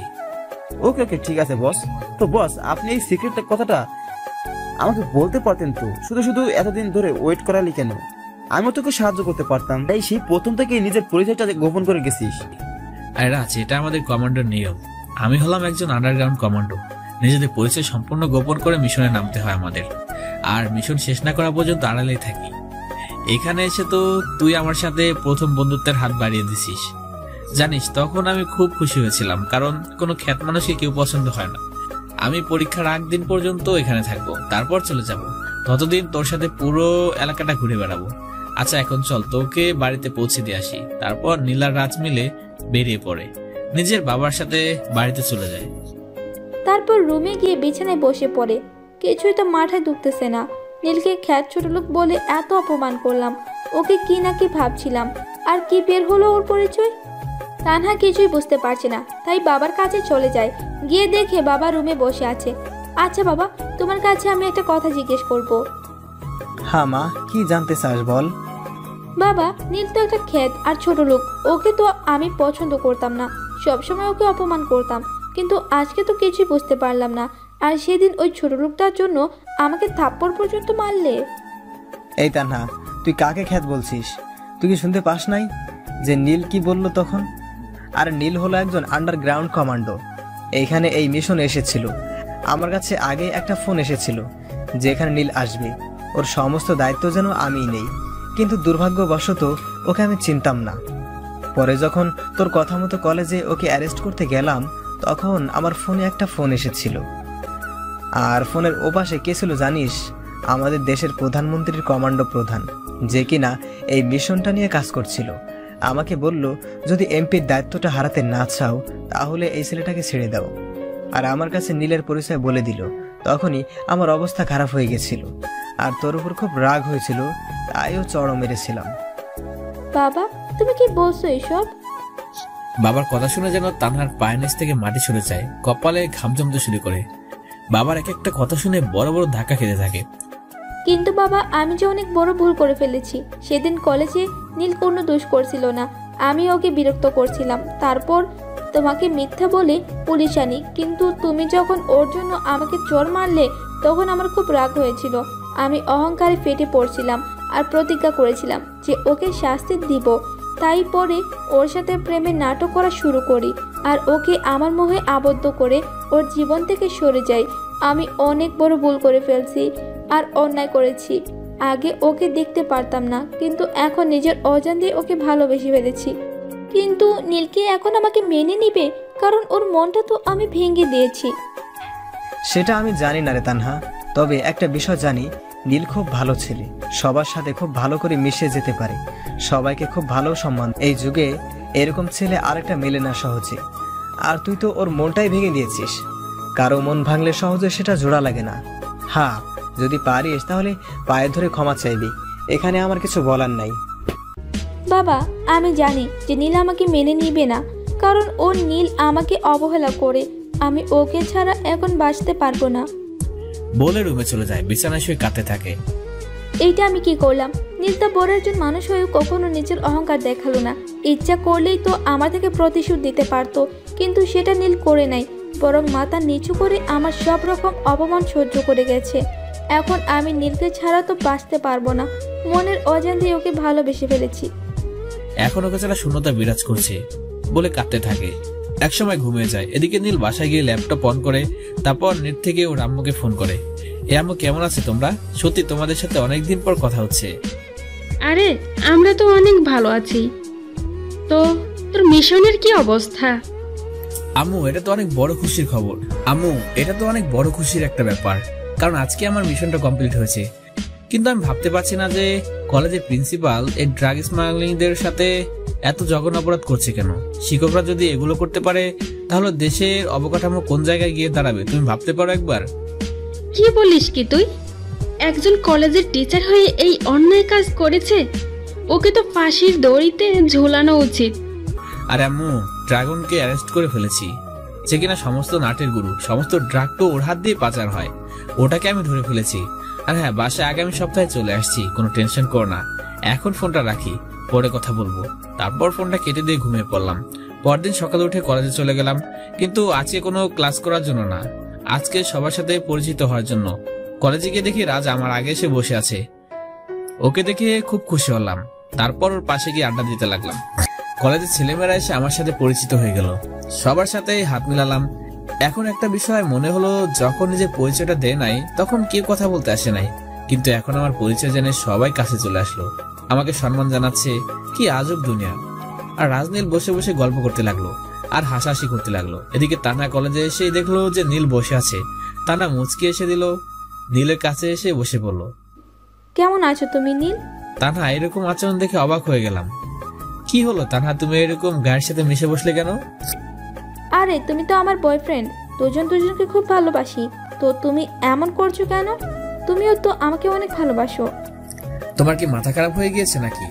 কই থেকে এসে গায়ের সাথে মিশে বসে আছো, আবার অধিকার খাটাচ্ছ? তোমার জন্য আমার মনে এখন কোনো জায়গা নেই, তুমি আমার আগে থেকেই মন ভেঙে দিয়েছো। নীল, আমি তোমাকে খুব ভালোবাসি, বিশ্বাস করো, তোমাকে ছাড়া বাঁচতে পারবো না। আমি তোমাকে দেখতে পারতাম না, এইসব করছিলাম প্রতিশোধ নেওয়ার জন্য, কিন্তু এখন তোমাকে ছাড়া কোনো কিছু চিন্তা করতে পারছি না। প্লিজ আমাকে একটা শেষ সুযোগ দাও। সেটা সম্ভব নয়, তোমার উপর থেকে সমস্ত বিশ্বাস উঠে গিয়েছে আমার। তোমাকে এখন আমার একটু বিশ্বাস হয় না। তুমি আমার মনটা কেড়ে নিয়ে কাচের মতো ভেঙে ফেলেছো। এখন আমার থেকে সরে যাও বলে উঠে দাঁড়ালাম। তখনই পায়ে পড়ে যায়। নীল, আমি তোমাকে খুব ভালোবাসি, আর আমি তোমাকে ছাড়া বাঁচতে পারবো না। তোমাকে নিজের অজান্তেই ভালোবেসে ফেলেছি। প্লিজ আমাকে ফিরিয়ে দিও না।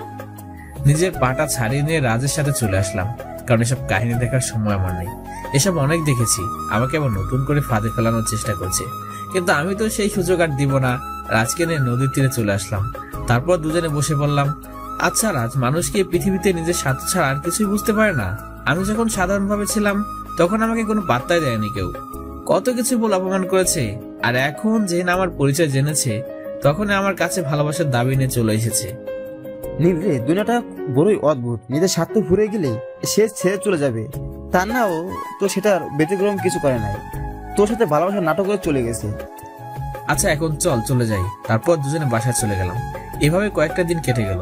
তানহা আমার কাছে কয়েকবার এসেছে, কিন্তু আমি ওকে পাত্তা দেইনি। তারপর পরীক্ষার দিন চলে আসলো, কলেজে চলে গেলাম, কিন্তু তানহাকে কোথাও দেখতে পেলাম না।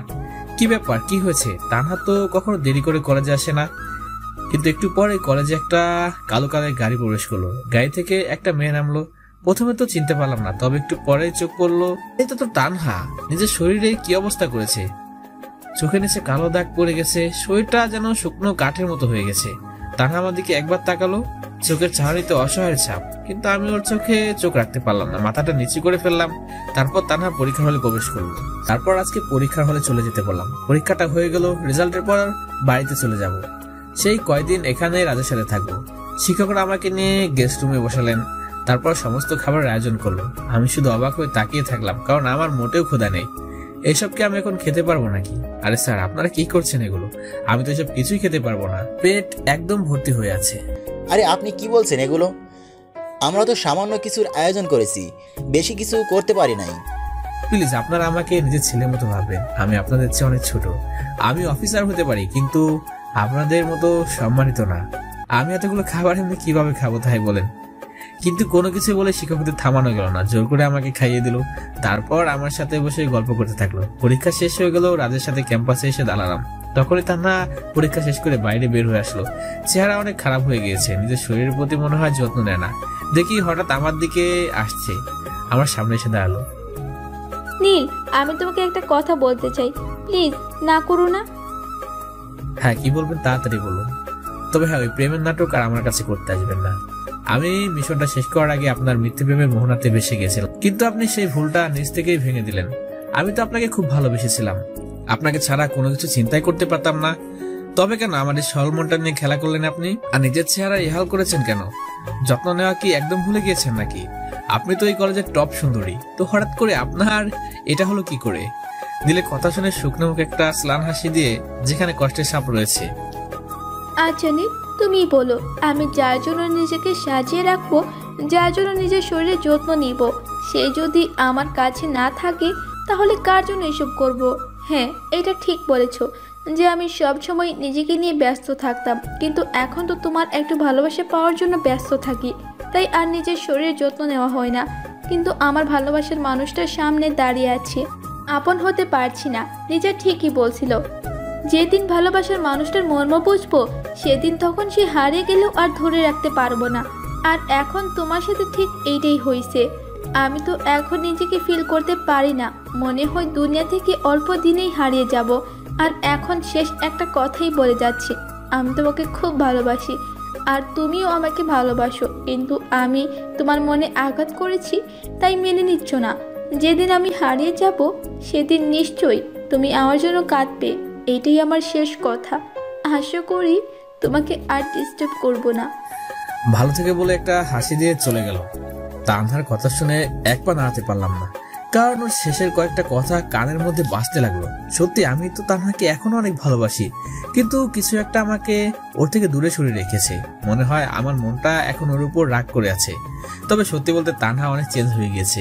যাক, সেটা পরে দেখা যাবে, এখন বাসায় গিয়ে বিশ্রাম করা যাক। রাতকে বাসায় পাঠিয়ে দিয়ে নিজে বাসায় চলে গেলাম। এভাবে কয়েকটা দিন কেটে গেল।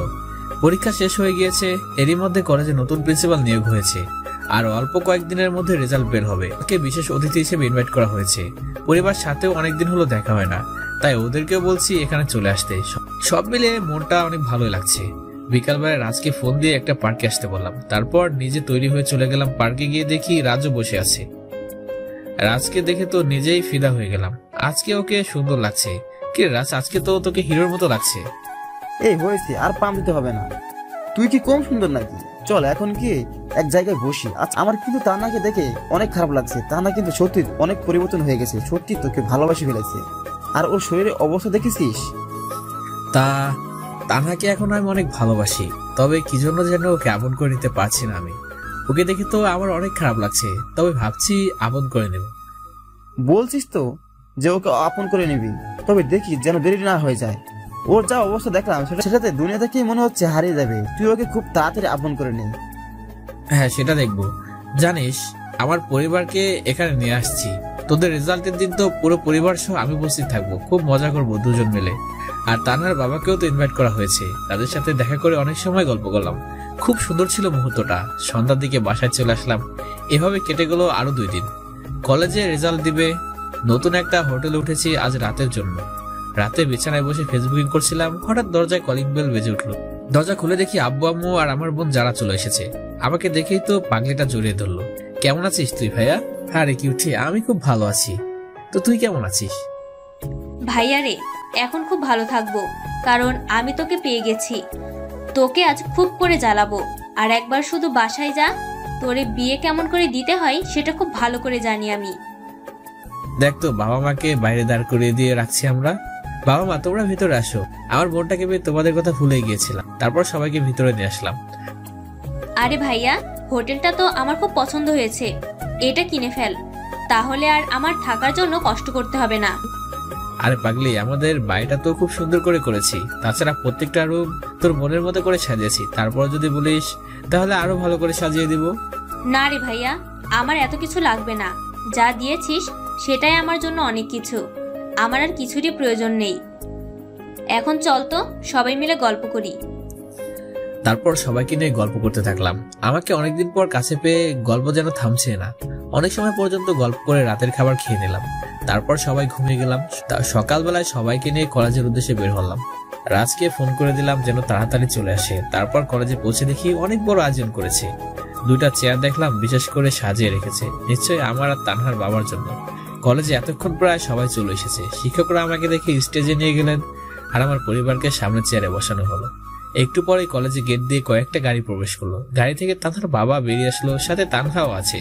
শিক্ষকরা গিয়ে তানহার বাবাকে স্টেজে নিয়ে আসলো। তানহা গিয়ে স্টুডেন্টের চেয়ারে বসলো। তারপর প্রিন্সিপাল মাউথ হাতে নিল। আজ আমাদের কলেজে একটা অনুষ্ঠানের আয়োজন করা হয়েছে, সেখানে সমস্ত স্টুডেন্টদের মেধা যাচাই করা হবে। ইতিমধ্যে আমাদের কলেজে একটা দুর্ঘটনা ঘটে গিয়েছে, যে কারণে আমরা সব শিক্ষকগণ লজ্জিত। আমার আগের প্রিন্সিপাল সাহেব ড্রাগ স্মাগলিং এর সাথে জড়িত ছিলেন। এটা কেউ কোনো শিক্ষকের কাছ থেকে আশা করে না। তবে আজকে এখানে 2 জন সম্মানিত ব্যক্তি বসে আছেন।